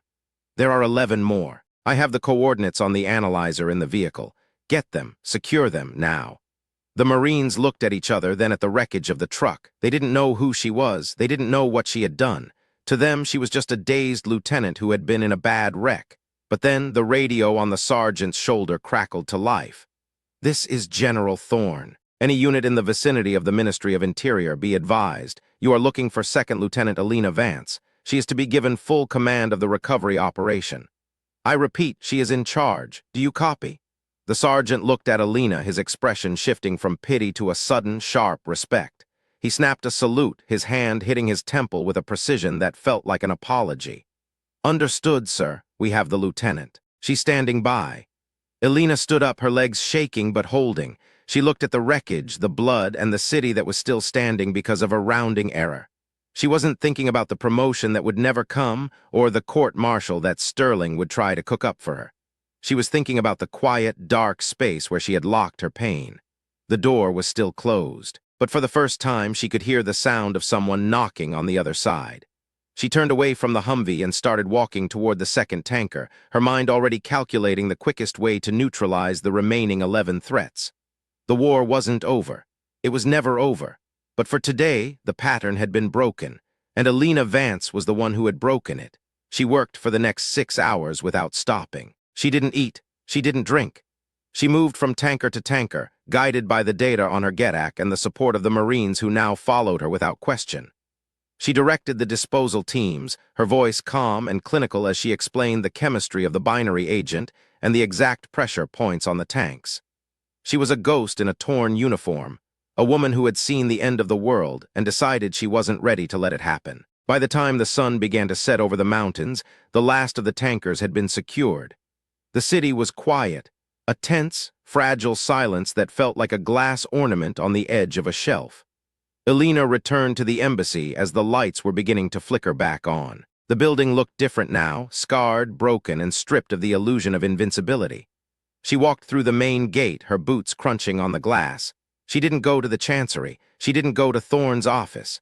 She went to the motor pool. She found Gus's workbench just as she had left it.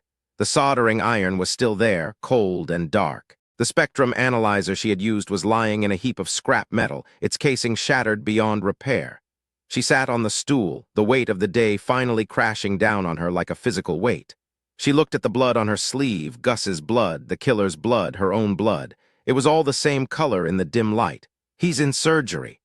Elena turned her head. General Thorne was standing in the doorway, his uniform rumpled, his face looking older than the mountains. "Gus?" she asked, her heart skipping a beat. "They got to him in time," Thorne said, stepping into the room. "The bullet missed the vital organs. He's tough, Vance, probably too mean to die."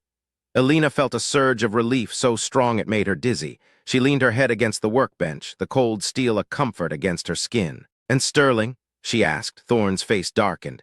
"He's in custody. We found the evidence on the server logs. He wasn't working alone, but he was the primary architect inside the walls. He'll never see the sun again." "He wanted a legacy," Elena said, her voice a low, bitter rasp. "He got one," Thorne replied. "Just not the one he planned." The general walked over to the workbench and stood next to her. He didn't say anything for a long time. He just looked at the tools, the wires, and the remnants of the signal that had nearly destroyed them all. "I owe you an apology, Vance," he said finally. "I should have listened. I should have seen what was right in front of me." "You saw what the system told you to see, sir," Elena said, not looking at him. "The system doesn't like outliers. It doesn't like people who look at the noise." "Then the system is broken," Thorne said. The system has been broken for a long time, Elena replied. We're just the ones who have to live in the wreckage. Thorne reached into his pocket and pulled out a small silver bar, the rank of a first lieutenant. He set it on the workbench in front of her. It's not enough, he said. Not even close, but it's a start. Elena looked at the silver bar. It looked like a piece of scrap metal in the light of the motor pool. I don't want the rank, sir, she said. I know, Thorne said. That's why you're the one who should have it. He turned to leave but stopped at the door. The ambassador wants to see you tomorrow morning. He wants to thank you personally. He's calling you a hero. Elena felt a cold, familiar anger rise in her chest. I'm not a hero, sir. I'm an analyst. I just did the math. The math saved 10,000 lives today, Elena, Thorne said softly. Don't minimize that, not even for the sake of your own pride. He left then, his footsteps echoing in the cavernous space. Elena sat in the silence, her eyes fixed on the silver bar. She thought about the 12 heartbeats. She thought about the boy with the water. She thought about the cost of being right. She picked up the bar and turned it over in her hand. It was cold and heavy, just like the spectrum analyzer. She didn't feel like a hero. She didn't feel like a first lieutenant. She felt like a woman who had seen the truth and lived to tell about it. And she knew with a certainty that reached deep into her bones that the world would never be the same again. She stood up, tucked the bar into her pocket, and walked out of the motor pool. The air outside was cold, the stars beginning to appear in the high, clear sky above the Hindu Kush. She could hear the sound of the city, the distant, rhythmic hum of life returning to the streets. She walked toward the barracks, her head held high, her shadow long and sharp against the broken walls of the embassy. She was Elena Vance, and she was still standing. The walk back to the transient officer quarters was the longest mile of her life. Every step vibrated through her shattered ribs, a rhythmic dull ache that synchronized with the throbbing in her temple. The embassy was a beehive of activity, but it was a different kind of buzz now. The panic had been replaced by the grim, methodical industry of the American military machine in cleanup mode. Technical teams in chemical suits were scrubbing the North Gate. Heavy lift cranes were moving the carcasses of the armored subs. And everywhere she looked, men and women in uniform were avoiding her gaze. She was no longer the translator lieutenant or the NCO fluke. She was something else now, a reminder of their own blindness. She was the woman who had sprinted into the fire when they were all looking for the fire extinguisher. She could feel the weight of their silence, a thick, palpable thing that followed her like a trailing shroud. Inside the quarters, the air was stale and smelled of industrial floor wax. She reached her room, her hand shaking as she swiped the keycard. The light flickered on, revealing the Spartan reality of her life. A twin bed with a wool blanket, a small desk covered in printed reports, and her sea bag tucked in the corner. It was the room of someone who didn't plan on staying, a temporary cell for a temporary person. She sat on the edge of the bed, the mattress groaning under her weight. She didn't take off her boots. She didn't take off her jacket. She just sat there in the dark, her eyes fixed on the opposite wall. The silence was the worst part. In the chaos, the noise had been a shield, a way to keep the mind focused on the immediate, the tactical, the survivable. But in the quiet, the echoes started to return. She could hear the sound of the tanker hitting the Humvee. She could hear the wet, jagged gasp of the killer in the basement. She could hear the way Gus's voice had cracked when he told her to go. She reached into her pocket and pulled out the silver bar Thorne had given her. She laid it on the bedside table, the metal clicking against the wood. It looked small, insignificant, a piece of jewelry meant to justify the blood on her hands. She thought about her father, the man who had taught her to see the world in patterns. He had been a border patrol agent in the harshest stretches of the Big Bend, a man who could read a broken blade of grass like a map and tell you the heart rate of a runner by the depth of their footprint in the sand. The truth is never in what people say, Elena, he had told her once, standing on a ridge overlooking the Rio Grande. The truth is in what they do when they think no one is watching. The body doesn't know how to lie. Only the tongue does. He had been right. The body of the mission had been screaming for days, its pulse racing, its skin clammy with the sweat of betrayal. And everyone else had been listening to the tongue of the bureaucracy, the smooth, polished lies of men like Sterling who used the language of service to mask the stench of ambition. Elena closed her eyes, her head sinking into her hands. She felt a sudden, violent shudder pass through her, a delayed reaction to the adrenaline dump, the physical manifestation of the cost she had been carrying. She wasn't crying. She didn't know how to do that anymore. She was just breaking, one breath at a time. She remembered the boy with the water, the way his hand had felt against hers, small, warm, and real. In a world of signals, encryption, and binary agents, he had been the only thing that made sense. He hadn't asked for her rank. He hadn't asked for her authorization. He had just seen a person in need and offered what he had. That was the loyalty that mattered, not the loyalty to the institution, which would discard her the moment she became an inconvenience, not the loyalty to the mission, which was often just a cover for a deeper, darker agenda, but the loyalty to the person standing next to you, the one who saw you clearly when everyone else was blind. Gus had seen her. She stood up, her movements slow and deliberate.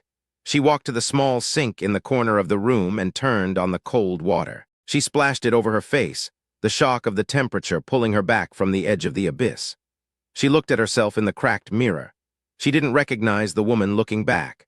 Her face was a topographical map of the day's violence, bruises the color of overripe plums under her eyes, a jagged cut across her cheek, and a hollow, haunted look in her pupils that suggested she had seen something she could never unsee. She was 26 years old, and she felt 100. She took off her jacket, the fabric stiff with dried blood and grit. She laid it over the chair and then sat back down on the bed. She picked up the phone on the nightstand and dialed a number she knew by heart. The line rang 4 times before a woman's voice answered, sounding groggy and confused. "Hello." "Hey, Sarah," Elena said, her voice sounding like it was coming from a long way off. "Elena, is that you? Do you know what time it is in Montana?" "I know, I'm sorry, I needed to hear a voice." There was a long pause on the other end. Sarah, her older sister, was the only person who had ever been able to see through the armor Elena had built around herself. "What happened, El? I saw the news. They said there was an attack at the embassy. Are you okay?" Elena looked at the silver bar on the table. She looked at the blood on her sleeve. "I'm okay," she said, the lie tasting like ash in her mouth. "I'm just tired. How's Buster?"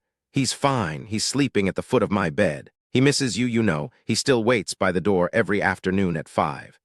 Elena closed her eyes, the image of her dog, a scruffy, loyal golden retriever mix, filling her mind. She could almost feel the weight of his head on her knee, the smell of his fur after a run in the woods. "Keep him close, Sarah," Elena said. "Don't let him wait too long." "Elena, you're scaring me. What's going on?" "Nothing. I have to go. I have a briefing in a few hours. I love you." "I love you too, El. Be safe." Elena hung up the phone and sat in the silence for another hour. She didn't sleep. She couldn't. Every time she closed her eyes, she saw the red LED of the spectrum analyzer, pulsing like a heart that refused to stop. She realized then that the reckoning hadn't even begun.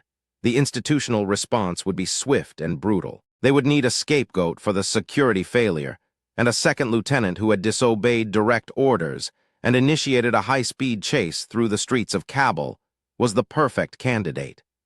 They would bury the truth about Sterling to protect the reputation of the task force, and they would bury her to protect the narrative of the mission. Thorne might try to protect her, but Thorne was a man of the system, and the system always won in the end. She looked at the silver bar one last time. She didn't pick it up. She left it lying on the table, a cold, metallic reminder of a world she no longer belonged to. She lay back on the bed, her boots still on, her eyes fixed on the ceiling. She watched the shadows of the passing security patrols flicker across the walls, a rhythmic, repeating pattern that she could no longer ignore. The crisis had passed. The city was safe. But the woman who had saved it was already gone, replaced by a ghost who knew too much. She felt the dark competence settle over her one last time, not as a weapon, but as a shield. She would face the morning. She would face the ambassador. She would face the court-martial if it came. She would face it all with her head up because she knew something they didn't. She knew the truth, and the truth was the only thing that ever really survived the wreckage. The first light of dawn began to bleed through the small, reinforced window of her room, a pale, sickly gray that offered no warmth and no comfort. Elena Vance stood up, straightened her uniform, and walked out into the light. She was ready for the next move. She was ready for the cost, because the mission wasn't over, it was just changing shape. As she stepped into the hallway, she saw a Marine sergeant standing at attention outside her door. He was holding a folder with the seal of the Department of State. "Lieutenant Vance?" he asked. "Yes," she said. "The ambassador is ready for you now, ma'am." Elena nodded, her face a mask of controlled, clinical indifference. She walked past him, her boots clicking on the floor with a precision that felt like a declaration of war. She didn't look back. She didn't look down. She just kept moving toward the center of the storm, the one person in the building who knew exactly how hard the wind was about to blow. The hallway stretched out before her, a long, narrow gauntlet of shadows and light. She could see the figures of the other officers at the far end, their faces blurred by the distance. They were waiting for her. They were waiting for the hero. But Elena Vance knew better. She knew that the only thing waiting for her was the long, slow process of being erased. And she was okay with that, because she had already done the math, and the math never lied. She reached the end of the hallway, the heavy oak doors of the briefing room looming before her. She took a deep breath, the air tasting of ozone and old secrets. She pushed the doors open. The room was full of people. General Thorne was there. The ambassador was there. A dozen other men in suits and uniforms were there. They all turned to look at her, their expressions a mixture of curiosity, awe, and a deep, underlying fear. Elena didn't blink. She didn't flinch. She walked to the center of the room, her presence filling the space like a cold, dark weight.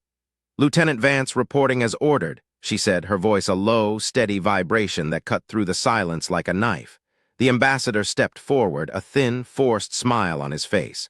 "Lieutenant," he said, "we have been waiting for you. The world wants to know what happened yesterday." Elena looked at him, her eyes cold and unwavering. "The world wants a story, Mr. Ambassador," she said. "I'm here to give you the truth." The room went silent. The tension was so thick it felt like a physical wall. Elena Vance took a step forward, the light from the window catching the silver bar in her hand, the one she had picked up at the last second, not as a rank, but as a piece of evidence.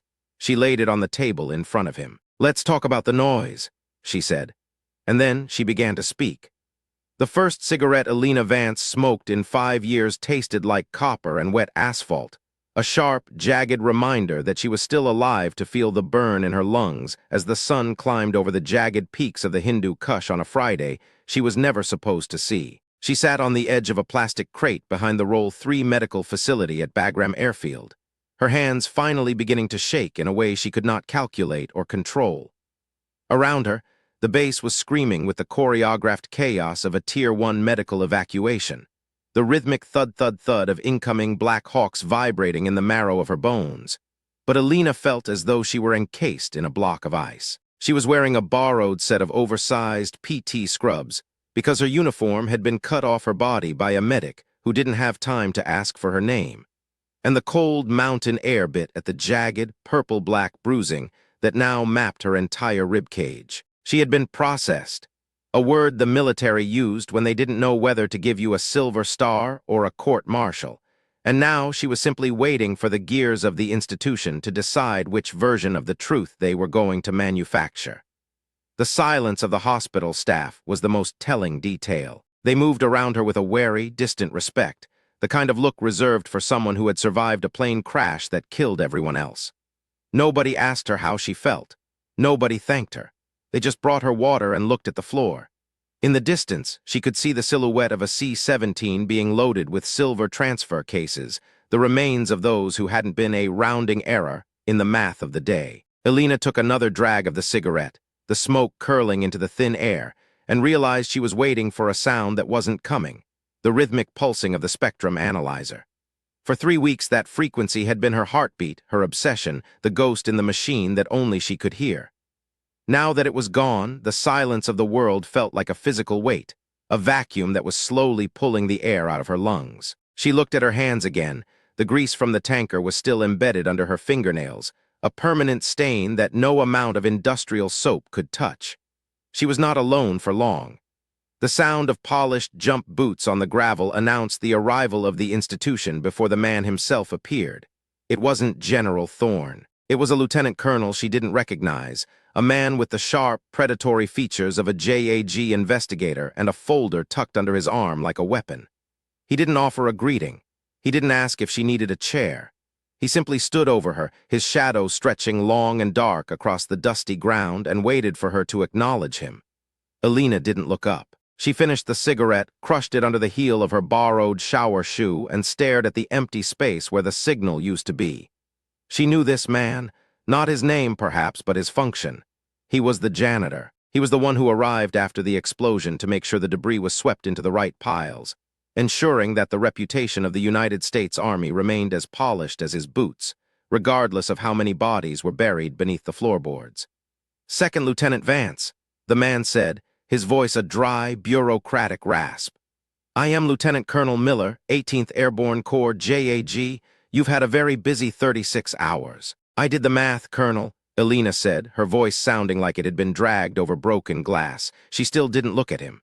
She was watching a fuel truck navigate the flight line, the sight of it sending a phantom jolt of adrenaline through her gut. The math was right.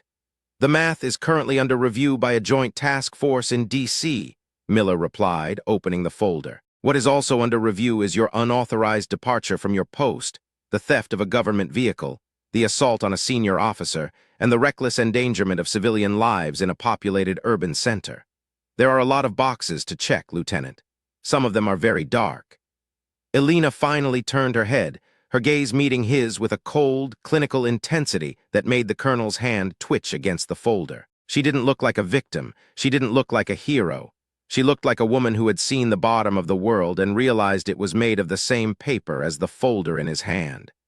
"You're missing a box, Colonel," she said quietly. "The one for the 12 tankers that didn't go off, the one for the embassy that's still standing. Or maybe that box doesn't fit in your folder because it makes General Thorne and Colonel Sterling look like the failures they are." The silence that followed was heavy with the specific tension of a superior officer realizing he was dealing with someone who no longer cared about the consequences. Miller didn't snap at her. He didn't pull rank. He simply closed the folder and looked out at the flight line. "Sterling is in a black site in Germany," Miller said, his voice dropping an octave. "He won't be coming back, but the institution. The institution has a memory like an elephant, Vance. It doesn't like being saved by someone who broke the rules to do it. It makes the rules look small, and if the rules are small, then the people in charge of them are small. Do you understand what I'm telling you?" "I understand that you're telling me to be quiet," Elena said.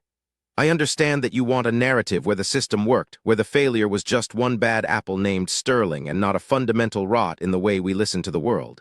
But I'm not a bad apple, Colonel. I'm the one who found the worm." Miller sighed, a sound of genuine, weary frustration.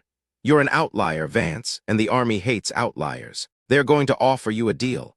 A commendation medal, a medical retirement at your current rank, and a non-disclosure agreement that covers everything from the moment you stepped into that server room until now.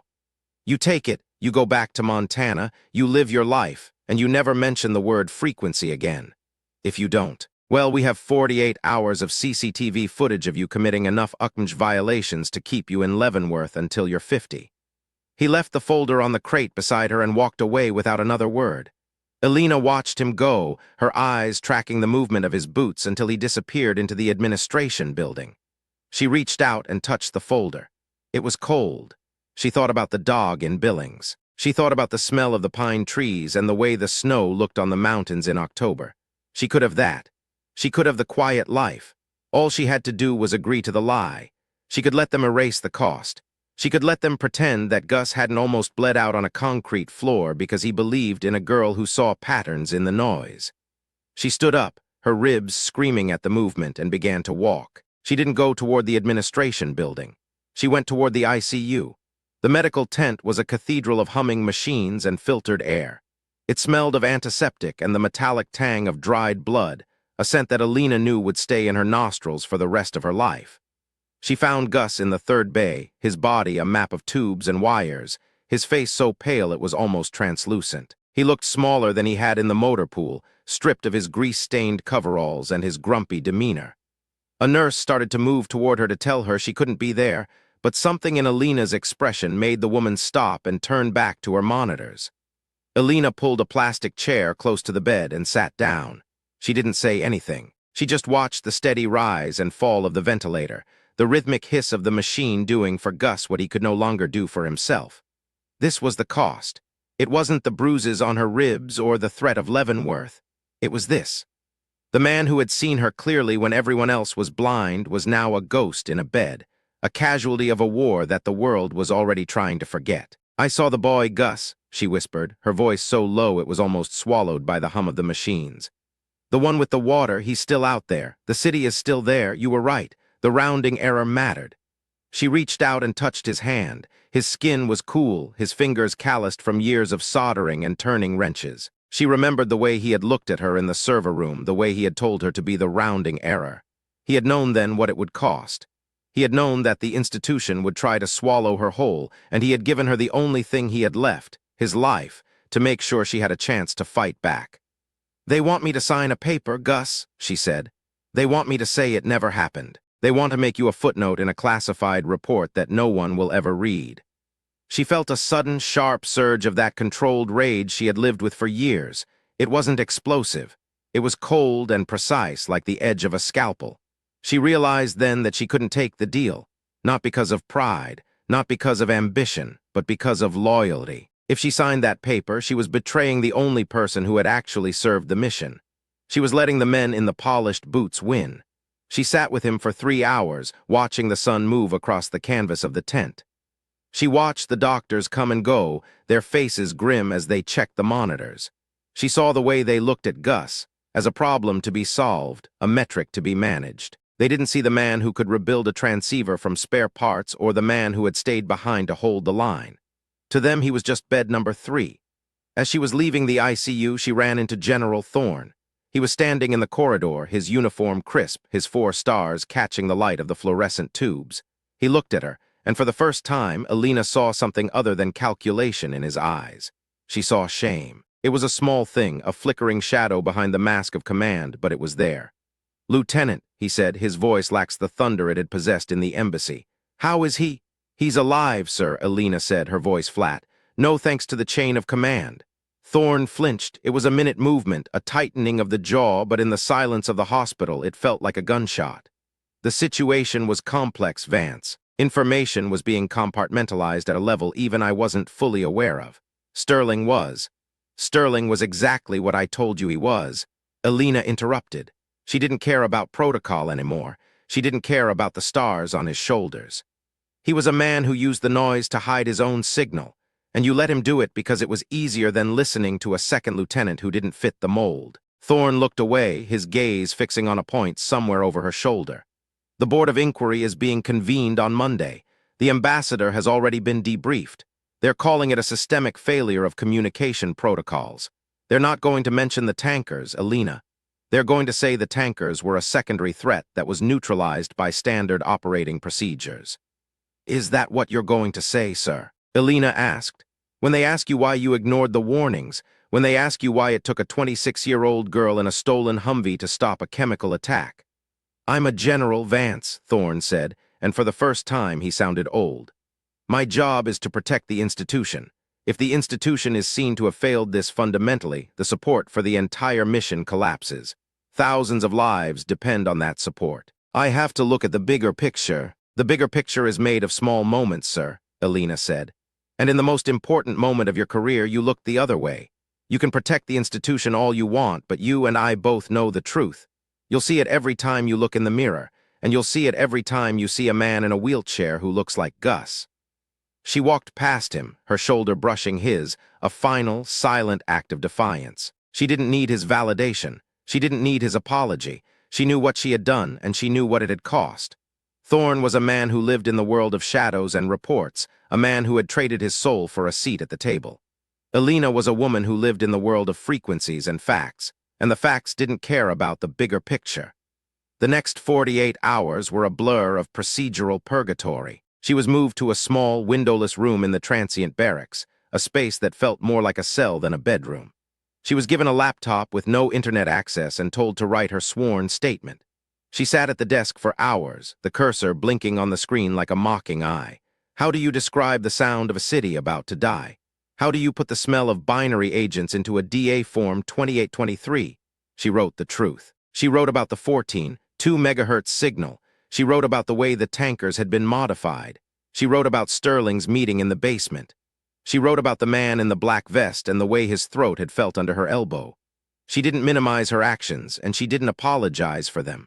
She wrote it as a technical manual of a disaster, a cold, clinical autopsy of a betrayal. When she was finished, she printed the report and sat it on the desk.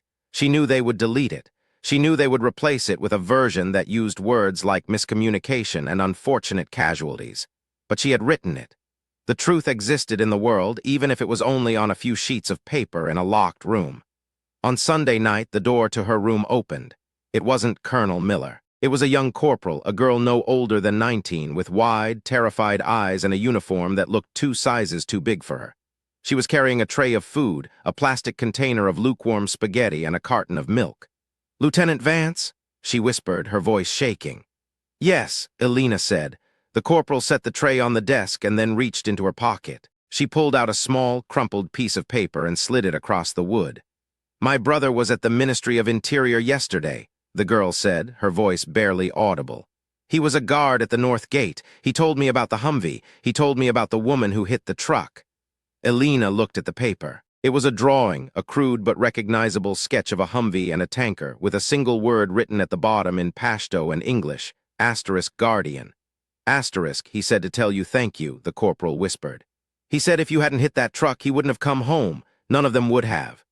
Elena felt a sudden, sharp pain in her chest, a sensation more intense than the cracked ribs. It was the weight of the lives she had saved, the reality of the humans behind the numbers. This was the reckoning, not the general's shame or the colonel's threats. This, the knowledge that a 19-year-old girl in Bagram had her brother because Elena Vance had been willing to die in the dirt. "Tell him he's welcome, Corporal," Elena said, her voice steadying, "and tell him to stay safe." The girl nodded, tears welling in her eyes, and then she turned and hurried out of the room, the door clicking shut behind her. Elena picked up the drawing and held it in her hands. The paper was cheap, the ink was smudged, but it was the most valuable thing she had ever owned. It was the only medal she would ever care about. Monday morning arrived with the cold, gray light of a terminal diagnosis. Elena was escorted to the administration building by 2 military police officers, their faces expressionless, their hands resting on the grips of their sidearms. They didn't treat her like a prisoner, but they didn't treat her like an officer either. She was a person of interest, a variable that needed to be neutralized. The briefing room was exactly as she had imagined it. A long mahogany table, a row of high-backed chairs, and a portrait of the president on the wall, watching over the proceedings with a frozen, inscrutable smile. General Thorne was there, along with the ambassador and a man she recognized from the news, a high-ranking official from the State Department who had flown in from D.C. to manage the situation. Colonel Miller was standing at the head of the table, his folder open, his eyes fixed on Elena as she entered. "Lieutenant Vance," Miller said, "have you reviewed the proposal we discussed?" Elena didn't sit down. She stood at the end of the table, her hands clasped behind her back, her posture a perfect, rigid line of military discipline. "I have, Colonel, and I have a counter-proposal," Elena said. The room went silent. The State Department official leaned forward, his eyes narrowing. "A counter-proposal, Lieutenant? You're in no position to negotiate. We have enough evidence to." "You have enough evidence to tell a story," Elena interrupted, her voice cutting through his words like a blade. "But you don't have the key. You don't have the source code for the signal Sterling was using. You have the tankers, yes, you have the dead assassin. But you don't know who was on the other end of that transceiver, and you won't know unless I tell you." The State Department official looked at Thorne, then back at Elena. "What are you talking about? Sterling was the source." "Sterling was the trigger," Elena said. "The signal didn't originate from the embassy. It originated from a server in Langley, Virginia. It was routed through a black site repeater in the valley and then bounced to the embassy uplink. Sterling wasn't just working for a foreign power, gentlemen. He was working for a faction within our own government that wanted this attack to happen. They wanted the mission to fail so they could justify a full-scale withdrawal, and I have the digital fingerprint of the original broadcast." The silence that followed was absolute. It was the silence of men who had just realized they were standing on a landmine and had heard the click. Thorne's face went from pale to a sickly, mottled gray. "Vance, what are you saying?" "I'm saying that the math doesn't stop at the border, sir," Elena said. "I'm saying that the noise goes all the way to the top. And if you try to bury me, if you try to make me sign that paper, I will make sure that the original signal is broadcast to every news outlet in the world. I don't care about my career. I don't care about Leavenworth. I care about the truth. And the truth is that you were all being played by people you thought were on your side." She reached into the pocket of her scrubs and pulled out a small, silver thumb drive. She set it on the table and pushed it toward the center. "That's the data," she said. "The raw, unencrypted signal. It's got the timestamps, the routing headers, and the originating IP address. It's the smoking gun, and it's the only copy." She was lying, of course. She had hidden 2 other copies, one with a civilian contractor she trusted in Kabul and one in a dead-drop location near the airfield. But they didn't know that. They only knew the woman standing in front of them, the woman who had already proven she was willing to ram a Humvee into a chemical tanker to do what she thought was right. They saw the cold, dark competence in her eyes, and they knew she wasn't bluffing. The State Department official reached for the drive, but Miller's hand shot out and stopped him. "Don't," Miller whispered. "If that's what she says it is, we can't touch it without a secure terminal." "It's what she says it is," Thorne said, his voice a hollow, defeated rasp. He looked at Elena, and for the first time he seemed to truly see her, not as a subordinate, not as a problem, but as a force of nature. "She doesn't lie about the math." "So," Elena said, her voice ringing in the quiet room, "here is my counter-proposal. You give Gus a full medical retirement with a 100% disability rating and the Distinguished Service Cross. You give the Afghan boy's family a visa and a relocation package to the States. And you let me go. No medals, no non-disclosure agreements, just a clean discharge and a one-way ticket to Montana." "And the data?" the State Department official asked, his voice trembling with a mixture of fear and greed. "The data stays with me," Elena said, "as insurance. As long as Gus is taken care of, as long as the boy is safe, and as long as I'm left alone, the world will never hear that frequency. But if I so much as see a shadow in my rearview mirror, the signal goes live." She looked at Thorne. "You wanted to protect the institution, sir. This is your chance. You can bury the rot, but you're going to have to pay the price. You're going to have to live with the fact that a second lieutenant owns you. Forever." Thorne didn't look away. He stood up, his movements slow and deliberate, and walked to the window. He looked out at the base, at the thousands of men and women who were going about their day, unaware that the world had just shifted on its axis. "Do it," Thorne said, his back to the room. "Give her everything she wants." "General, you can't be serious," the official started. "I'm the commander of this theater," Thorne turned, his eyes burning with a sudden, fierce clarity. "And I am telling you to do it. Now get out of my briefing room, all of you." The room cleared in a matter of seconds, the men in suits scurrying away like rats from a sinking ship. Only Miller remained, his hand still resting on the folder. He looked at Elena, a strange, flickering expression on his face. Not respect, perhaps, but a profound, uneasy recognition. "You're a dangerous woman, Vance," Miller said. "I'm just a woman who can count, Colonel," Elena replied. "People usually find that dangerous when they are trying to hide the total." He picked up the thumb drive, his fingers lingering on the plastic for a moment, and then he followed the others out of the room. Elena was left alone with Thorne. The general didn't say anything for a long time. He just stood by the window, the morning sun reflecting off his 4 stars. "You know they'll never stop looking for you," Thorne said finally. "The people on the other end of that signal, they don't forget." "I know," Elena said, "but they'll have to find me first, and I'm very good at disappearing into the noise." Thorne turned to look at her. "Why didn't you take the medal, Elena? You earned it, more than anyone I've ever known." "A medal is just a piece of metal the institution uses to buy your silence," Elena said. "I'd rather have the truth. It's heavier, but it lasts longer." She walked to the door, but stopped before she opened it. "Goodbye, sir," she said. "I hope the bigger picture was worth it." She didn't wait for an answer. She walked out of the building, out of the administration area, and back toward the medical facility. She felt a strange, light-headed sensation, a lightness that she hadn't felt in years. It wasn't happiness.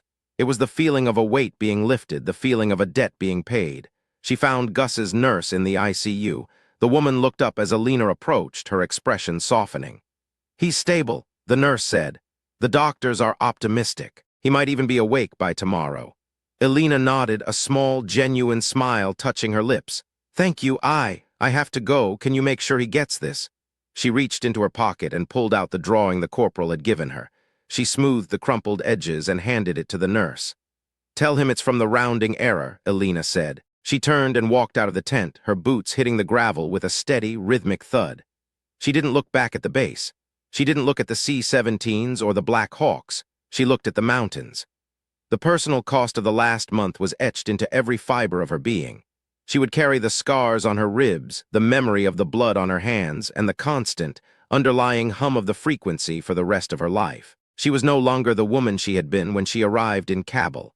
She was something harder, something sharper, something that had been forged in the fire of a betrayal and tempered in the ice of the aftermath. She had lost her career. She had lost her anonymity. She had lost the illusion of a world that made sense. But she had found something else. She had found the strength to be right when everyone else was wrong. She had found the courage to protect the people who didn't even know they needed her. And she had found the quiet, unbreakable power of a woman who knew her own worth, regardless of the rank on her shoulder or the medals on her chest. As she walked toward the transport terminal, she saw a young Afghan woman standing by the perimeter fence. She was holding a small child in her arms, her eyes fixed on the base. She wasn't looking for a handout or a visa.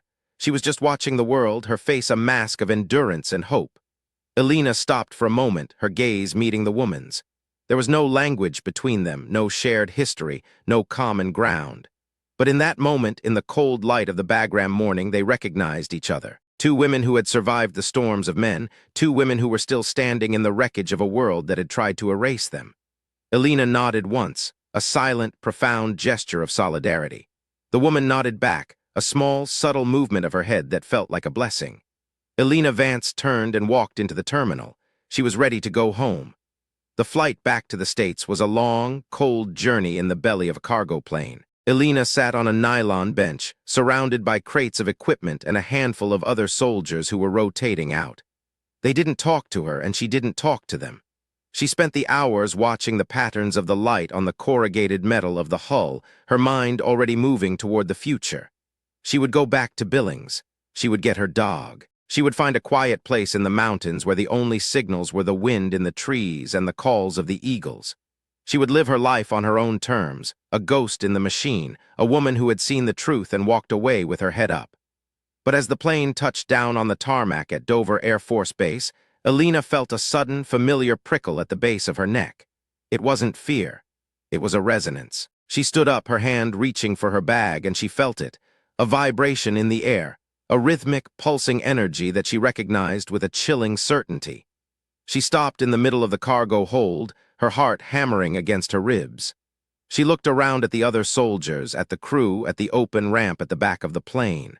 Everything looked normal. The sun was shining, the air was warm, and the sounds of the base were the standard, bureaucratic hum of the American military. But Elena could hear it, the frequency. It was faint, a ghost of a signal buried deep beneath the noise of the world. It wasn't 2 megahertz. It was something else, something higher, something more complex. But it was there. She stepped out onto the ramp, the wind catching her hair, and she looked out at the horizon. She saw the hangars, the towers, the endless rows of planes, and she saw the shadows. The signal wasn't coming from Kabul, it was coming from here. The realization hit her like a physical blow, a sudden, cold understanding that made her breath catch in her throat. The tankers hadn't been the mission, they had been the distraction. The real signal was just beginning. Elena Vance stood on the ramp of the C-17, her eyes narrowing as she scanned the landscape of her own country. She thought about the thumb drive in her pocket. She thought about the general's warning. She thought about the noise. She realized then that she wasn't going to Montana, not yet. The war wasn't over. It had just followed her home. She took a deep breath, the air tasting of jet fuel and secrets, and she felt the dark competence settle over her one last time. She wasn't a lieutenant anymore. She wasn't an analyst. She was a hunter, and she had just found the scent. She stepped off the plane and onto the tarmac, her boots hitting the American soil with a precision that felt like a promise. She walked toward the terminal, her shadow long and sharp against the concrete. She didn't look at the soldiers who were being greeted by their families. She didn't look at the flags or the banners. She looked at the towers. She was Elena Vance, and she was the only one who could hear the signal. The hunt was on. The vibration in the tarmac at Dover Air Force Base didn't just travel through the soles of Elena's boots. It climbed up her spine, a low-frequency hum that bypassed her ears and spoke directly to the nerves in her neck. It was a phantom limb of a sensation, a remnant of the 3 weeks she had spent submerged in the static of Kabul. Yet this was different. This wasn't the jagged, desperate pulse of a city about to burn. This was the steady, rhythmic thrum of a machine that was already running at peak efficiency. She stood at the bottom of the C-17's ramp, her duffel bag slung over a shoulder that still felt like it was being held together by duct tape and stubbornness. And she didn't move. Around her, the return to the world was unfolding in a series of choreographed mundanities. Airmen in fluorescent vests directed pallet jacks. A group of soldiers from the 10th Mountain Division were laughing, their voices sounding unnaturally loud in the crisp Delaware air, the sound of men who thought the war was behind them. Elena watched them for a heartbeat, her eyes tracking the way one of them dropped his rucksack to hug a woman who had been waiting behind the perimeter fence. She felt a brief, sharp pang of something that might have been envy if she had the energy for it, but the feeling was quickly swallowed by the resonance. She didn't head for the processing center immediately. Instead, she turned her head slowly, scanning the horizon of the base. To the untrained eye, Dover was a sprawling landscape of logistics, hangars, fuel bladders, and rows of silver-skinned giants waiting to ferry more weight across the ocean. But Elena wasn't looking at the planes. She was looking at the antennas. She saw the familiar silhouettes of the SATCOM arrays, the high-gain dishes tilted toward the sky like oversized ears. And then she saw it. Tucked behind Hangar 4, nearly invisible against the gray Maryland sky, was a slim, white mast topped with a multi-element array she had only seen once before in a classified manual at Fort Meade. It was a domestic interceptor, a wide-spectrum listener designed for pattern analysis on home soil, and it was active. The frequency she was feeling wasn't a coincidence. It was a handshake. The signal she had traced from the basement in Cabell to a server in Langley hadn't been an isolated event. It was part of a larger architecture, a digital shadow that had moved with her across the Atlantic. She walked toward the administrative building, her gait rhythmic and controlled despite the screaming protest of her ribs. Inside, the world of the military-industrial complex was operating in its most lethal form, the bureaucracy. The air smelled of floor wax and stale coffee, a scent that felt more foreign to her than the dust of the Hindu Kush. She stood in line at the out-processing desk, a ghost in a room full of people who were already moving on. When she finally reached the counter, a technical sergeant with a receding hairline and a bored expression held out a hand for her ID. He didn't look at her face. He looked at the screen, his fingers dancing over a keyboard with the practiced indifference of someone who had processed 1,000 casualties and 10,000 survivors. The sergeant's hands paused. He frowned, his eyes narrowing at the monitor. He clicked a few more times, then looked up at Elena, his expression shifting from boredom to a guarded, uneasy curiosity. "Second Lieutenant Vance?" he asked, his voice dropping. "That's right," Elena said. "There's a flag on your file, Lieutenant. A code 7. It says your out-processing has been expedited by 06-level authority. I'm supposed to give you these and escort you to the side exit." He reached under the counter and pulled out a manila envelope and a small rectangular plastic case containing her DD-214, the document that officially ended her service. No debrief, no medical hold, no terminal leave. You're being discharged effective immediately. Honorable. He handed her the papers as if they were made of glass. Elena took them, the weight of the envelope feeling heavier than her rucksack. It was the sound of a door being slammed and locked. They weren't just letting her go, they were ejecting her from the system before she could leave a footprint. She looked at the sergeant, seeing the flicker of fear in his eyes. He knew enough to know that a code 7 meant she was radioactive. "Is there a phone I can use?" Elena asked. "There's a payphone in the lobby, but I'm instructed to see you to the gate, ma'am. Personal transportation is already waiting." He didn't give her a choice. He walked her through a side corridor, bypassing the main terminal where the other soldiers were filling out paperwork and calling their families. He led her to a black SUV parked at the curb, its engine idling with a low, predatory growl. The driver was a civilian in a dark suit, his face as expressive as a tombstone. He didn't offer to take her bag. He just opened the rear door and waited. Elena looked back at the sergeant, who was already turning away, his duty to the institution fulfilled. She realized then that she was no longer part of the bigger picture. She was a variable that had been solved and discarded. The drive from Dover to her hotel in Baltimore was silent. The driver didn't play the radio, and Elena didn't ask questions. She sat in the back, her eyes fixed on the Maryland landscape rolling past the window. The world looked too green, too soft. The highways were filled with people going to work, going to grocery stores, living lives that were predicated on the assumption that the world was a stable, predictable place. They didn't know about the frequencies. They didn't know that the stability they enjoyed was a thin crust of ice over a dark, churning ocean. Elena reached into her pocket and touched the thumb drive. It was still there, a jagged piece of the truth that she was carrying into this soft world. She wondered how long it would take for the ice to break. The hotel was a nondescript chain near the airport, the kind of place people stay when they are between things. Elena checked in under her own name, her hands steady as she signed the register. She was given a room on the 4th floor, overlooking a parking lot and a strip mall. When the door clicked shut behind her, the silence of the room hit her like a physical blow. She didn't turn on the lights. She walked to the window and pulled the heavy curtains shut, leaving only a tiny sliver of space to watch the street below. She sat on the edge of the bed, her breath coming in slow, measured increments. She took out the manila envelope and emptied it onto the floral bedspread. Her discharge papers, a check for her final pay, a small printed card with a phone number for the Veterans Crisis Line, and a single handwritten note on a piece of plain white stationery. There was no signature, only 4 words, *, the math still counts. *, Elena stared at the note. It wasn't from Thorne. Thorne didn't believe in the math, he believed in the institution. This was from someone else, someone who was still watching the signal. She felt the resonance again, that low-frequency hum at the base of her skull. She realized then that the insurance she had left behind in Kabul, the copies with the contractor and the dead drop, were already gone. They would have found them within hours of her departure. The only truth left in the world was the drive in her hand and the memory in her head. She didn't sleep that night. She spent the hours sitting in the dark, disassembled and reassembling her Beretta M9, the one piece of her life they hadn't been able to take because she had bought it personally at a gun show in Montana 3 years ago. The rhythmic click-clack of the metal was the only thing that kept the static at bay. She thought about Gus. She had tried to call the hospital in Germany from the lobby, but the operator had told her that the patient's status was classified and no information could be released to unauthorized personnel. She was no longer authorized. She was a civilian. The man who had bled for her was now on the other side of a wall she couldn't climb. By dawn, she had made a decision. She wouldn't stay in the shadows. If they wanted her to disappear, she would do it on her own terms. She went to the airport and bought a one-way ticket to Billings. She didn't use her military ID.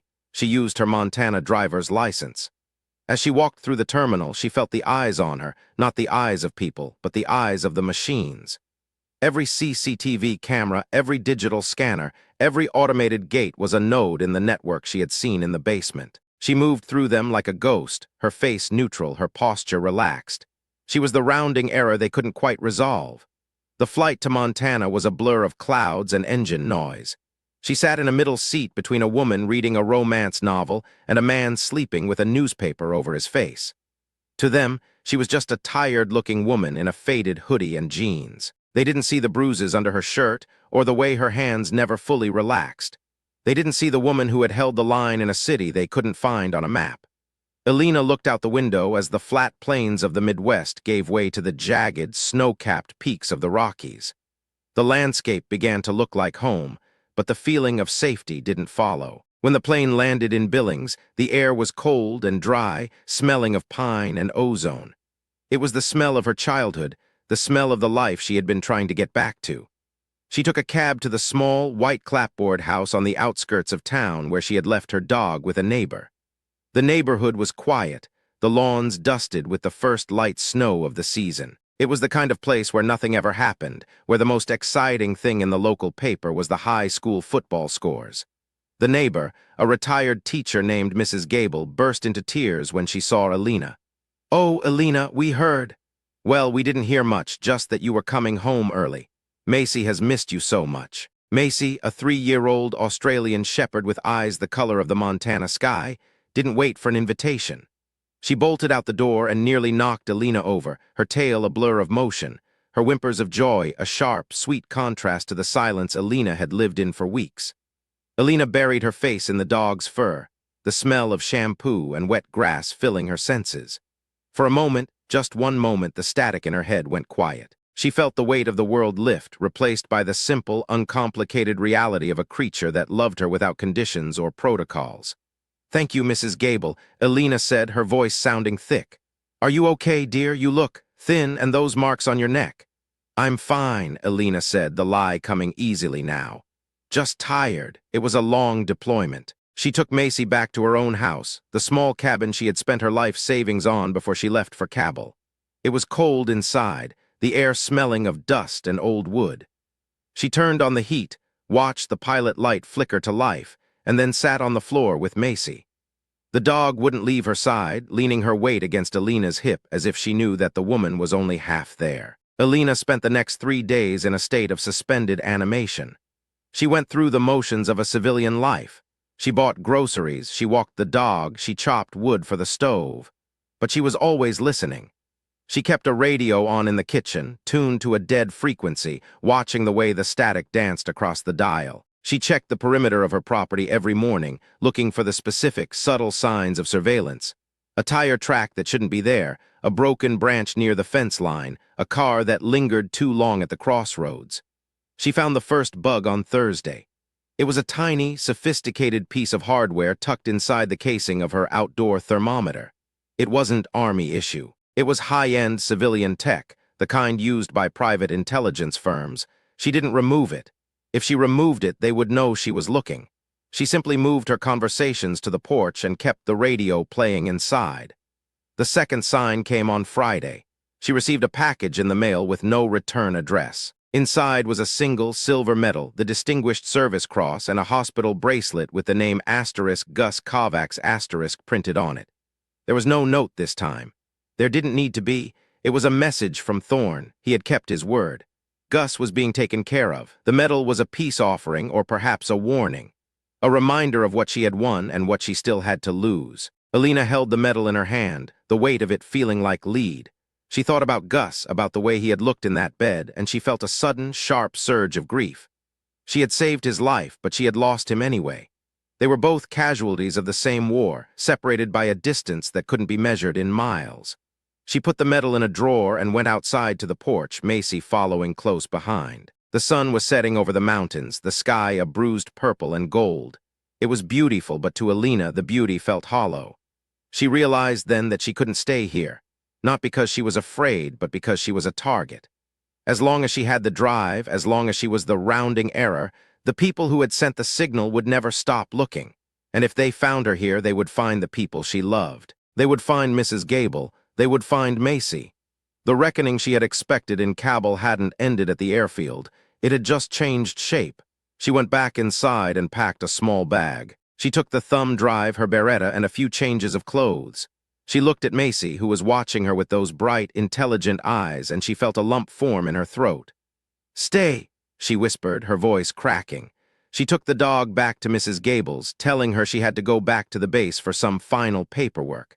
The lie felt like a betrayal, but it was the only way to keep them safe. She watched Macy watch her from the window, the dog's tail giving a single, hopeful wag that died when Elena turned and walked away. She didn't go to the airport. She went to a small, dusty electronics repair shop in the center of Billings, a place owned by an old man named Arthur who had spent 40 years fixing radios and televisions. Arthur was a man who understood the way things worked, a man who saw the world in terms of circuits and solder. "I need to use your bench, Arthur," Elena said, setting a $100 bill on the counter. "And I need your isolation chamber." Arthur looked at the bill, then at Elena's eyes. He didn't ask questions. He just nodded and pointed to the back of the shop. "Take your time, girl. I'm going to get some lunch." Elena spent 6 hours in the isolation chamber, a small, lead-lined room designed to block out all electromagnetic interference. She plugged the thumb drive into a clean, air-gapped laptop she had bought from a pawn shop on the way. She didn't just look at the signal this time, she dissected it. She looked at the code beneath the code, the hidden headers, and the encrypted subroutines, and that was when she found it. The signal wasn't a trigger for a chemical attack. The chemical attack had been a test run, a proof of concept for a much larger system. The signal was a broadcast key for a domestic surveillance architecture called Project Ether*.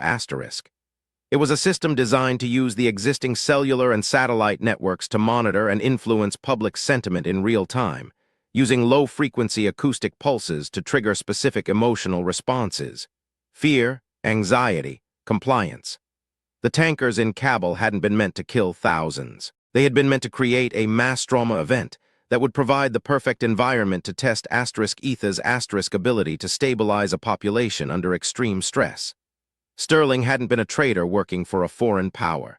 He had been a project manager working for a faction within the Department of Defense that believed the only way to save the country was to control it. Elena sat back, the blue light of the laptop reflecting in her eyes. The math didn't just count, the math was the weapon. She realized now why Thorne had been so willing to let her go. He wasn't protecting the institution from a scandal. He was protecting the institution from the truth of what it was becoming. He had hoped she would take her quiet life and disappear, a ghost in the mountains, while the world was slowly and silently rewired around her. She looked at the silver drive. This wasn't just insurance. This was the blueprint for a digital cage, and she was the only person who had the key to the lock.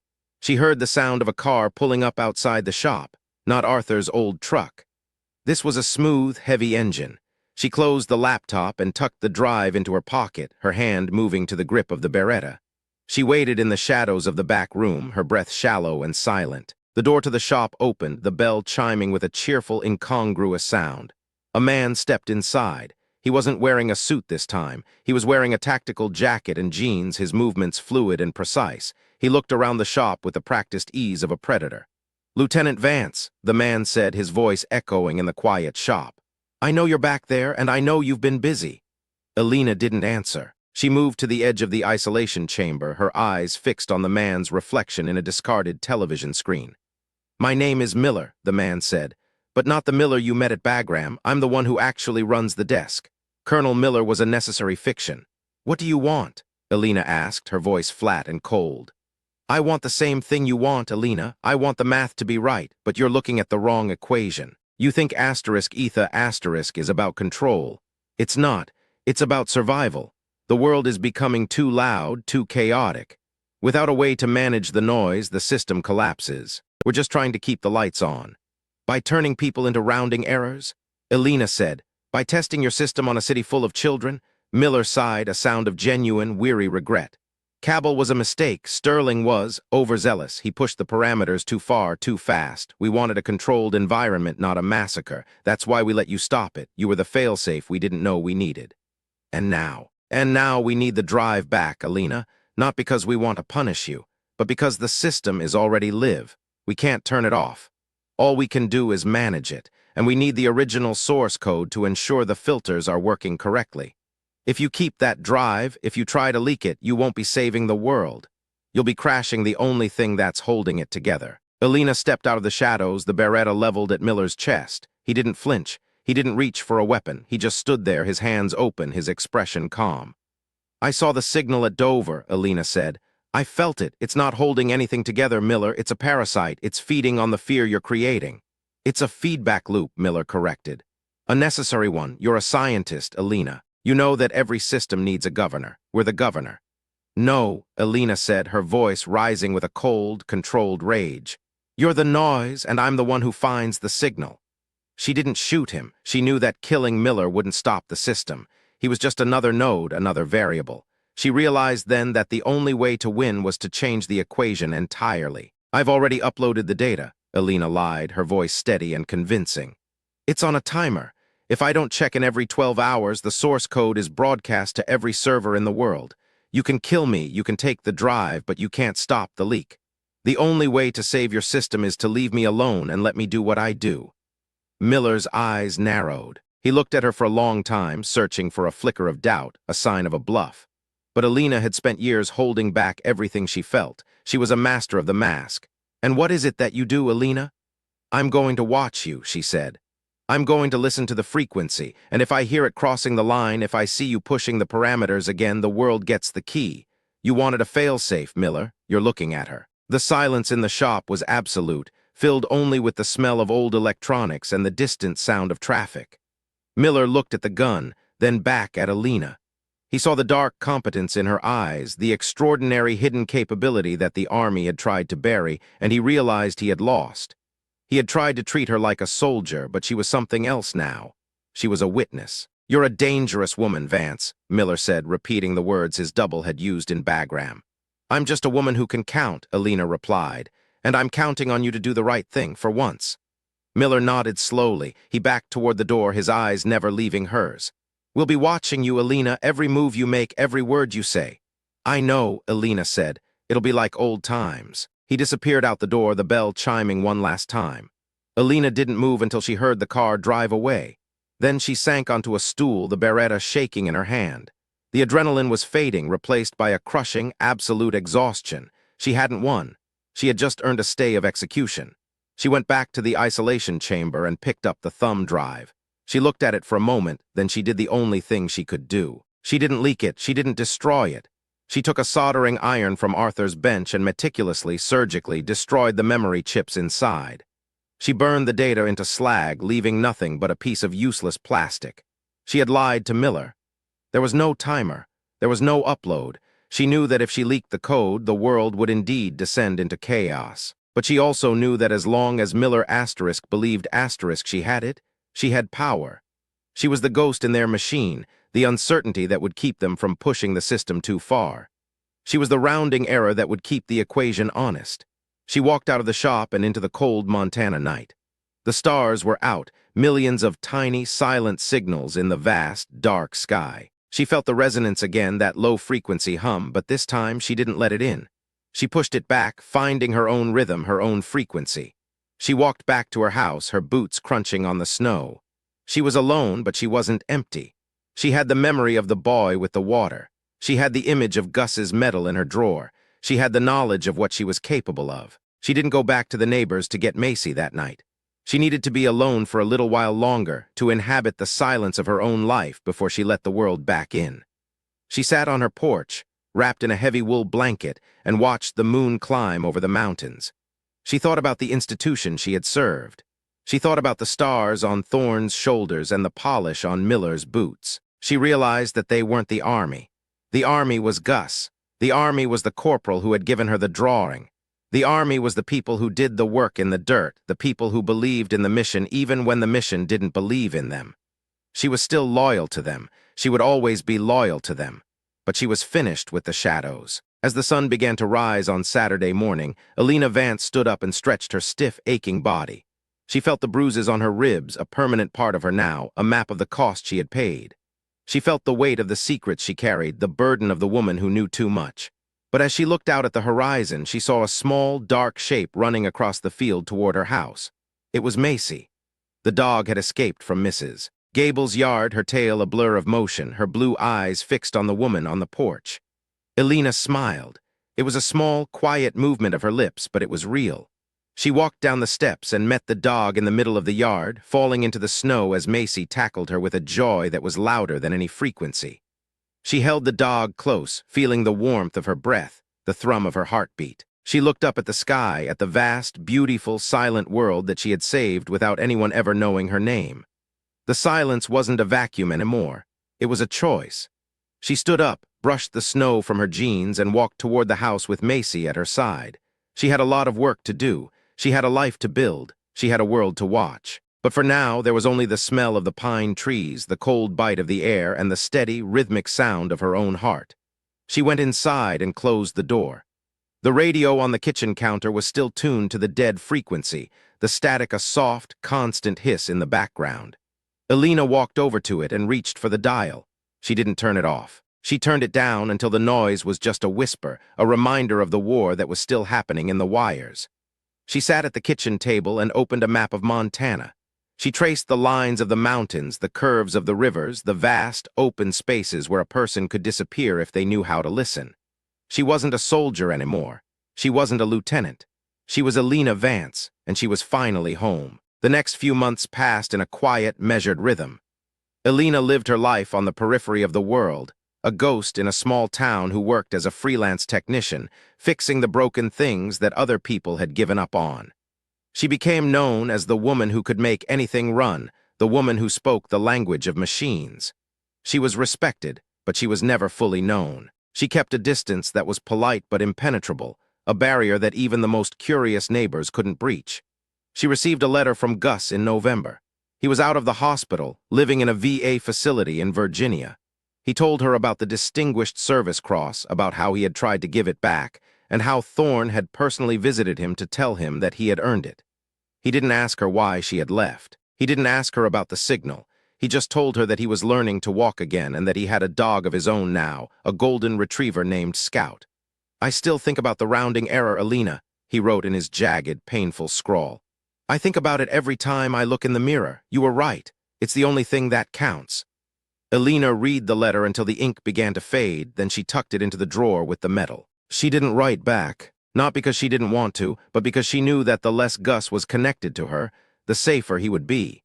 It was the last piece of the cost, the final payment on the debt she owed to the truth. She continued to watch the signals. She built her own array in the attic, a sophisticated, custom-built listener that could pick up the *Project Ether* broadcasts from thousands of miles away. She monitored the pulses, the patterns, the subtle shifts in the domestic frequency. She saw the way they tested it in small cities, in rural counties, always staying just below the threshold of awareness. And she saw the way they backed off whenever she sent a single encrypted packet of noise back into the network. A digital ICU that only Miller and his team would recognize. She was the guardian in the wires, the invisible hand that kept the machine from turning on its own people. It was a lonely, silent vigil, a war that would never be won and could never be ended. But it was a mission. And Elena Vance was, above all else, a woman who lived for the mission.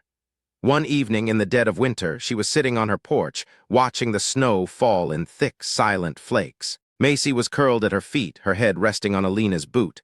The world was white and still, a landscape of absolute peace. Elena reached into her pocket and pulled out a small, crumpled piece of paper. It was the drawing the corporal had given her in Bagram, the sketch of the Humvee and the tanker with the word *Guardian* written at the bottom.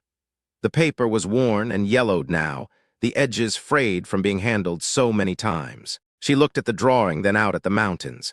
She thought about the boy in Kabul, the one with the water, and she wondered where he was now. She hoped he was warm. She hoped he was safe. She hoped he would never have to know the sound of a city about to die. She realized then that she didn't need the institution to tell her who she was. She didn't need the medals or the rank or the validation of men in polished boots. She knew what she had done, she knew the lives she had saved, and she knew that the cost, as high as it had been, was worth the price of the truth. She stood up and walked to the edge of the porch, the snow swirling around her. She took a deep breath, the air cold and sharp in her lungs, and she felt a sense of profound, quiet clarity. She wasn't waiting for the world to change. She was the one who was changing it, one signal at a time. She looked at the sky, at the vast, dark expanse of the universe, and she felt a connection to everything. The stars, the signals, the people she had lost, and the people she had never met. She was part of the noise, and she was part of the silence. She was the rounding error that made the universe whole. She turned and went back inside, the dog following her into the warmth of the house. She sat at her workbench, picked up a soldering iron, and began to work on a new receiver. The radio on the counter was still playing the soft, constant hiss of the static. Elena didn't turn it down this time. She listened to it, finding the patterns in the noise, the rhythm in the chaos. She was Elena Vance, and she was listening. The house was quiet, the only sound the hum of the heater and the soft breathing of the dog. Outside, the snow continued to fall, burying the tracks she had made, erasing the evidence of her presence. The world was moving on, oblivious to the woman in the cabin, oblivious to the war in the wires. But Elena didn't mind. She didn't need the world to see her. She only needed the world to be there. She finished the solder, set the iron down, and looked at the new receiver. It was perfect. A clean, sharp listener that could hear the heartbeat of the world. She turned it on, and the room was filled with a new sound. Not static, not a frequency, but the clear, resonant tone of a single, perfect note. It was the sound of the truth. Elena sat back, her hands resting on the workbench, her eyes fixed on the light of the receiver. She felt a sense of peace that she hadn't felt since before the orders had sent her to that valley in Kabul. It was a quiet, earned peace, the kind that only comes after the storm. She was a woman who had seen the bottom of the world and decided to build something better on top of it. She was a woman who had been discarded by the system and found her own way to serve. She was a woman who was right when it mattered most, and she was willing to live with the cost of that truth for the rest of her life. She reached out and touched the receiver, the metal cool beneath her fingers. She was the rounding error, and the math was finally right. In the quiet of the Montana night, with the snow falling and the dog sleeping and the signals dancing in the air, Elena Vance finally let herself close her eyes. She wasn't afraid of the dark anymore. She was the light that lived inside of it. The next morning she woke up early and took Macy for a long walk in the woods. The air was still, the only sound the crunch of their footsteps in the fresh snow. They walked for miles, climbing higher into the mountains, until they reached a ridge that overlooked the entire valley. Elena stood on the ridge, the sun warm on her face, and looked out at the world. She saw the town, the roads, the distant shimmer of the highway. She saw the beauty of the country she had served, the land she had protected with her life. She felt a sudden, sharp surge of hope. It was small and quiet and real. It was the hope of a woman who knew that the world was complicated and broken, but still worth fighting for. It was the hope of a woman who had found her own signal in the noise. She turned and began the long walk back down the mountain. She had things to do. She had a life to live. She had a mission to complete. and she was ready for whatever came next. The silence of the mountains was no longer a wait. It was a conversation she was finally ready to have.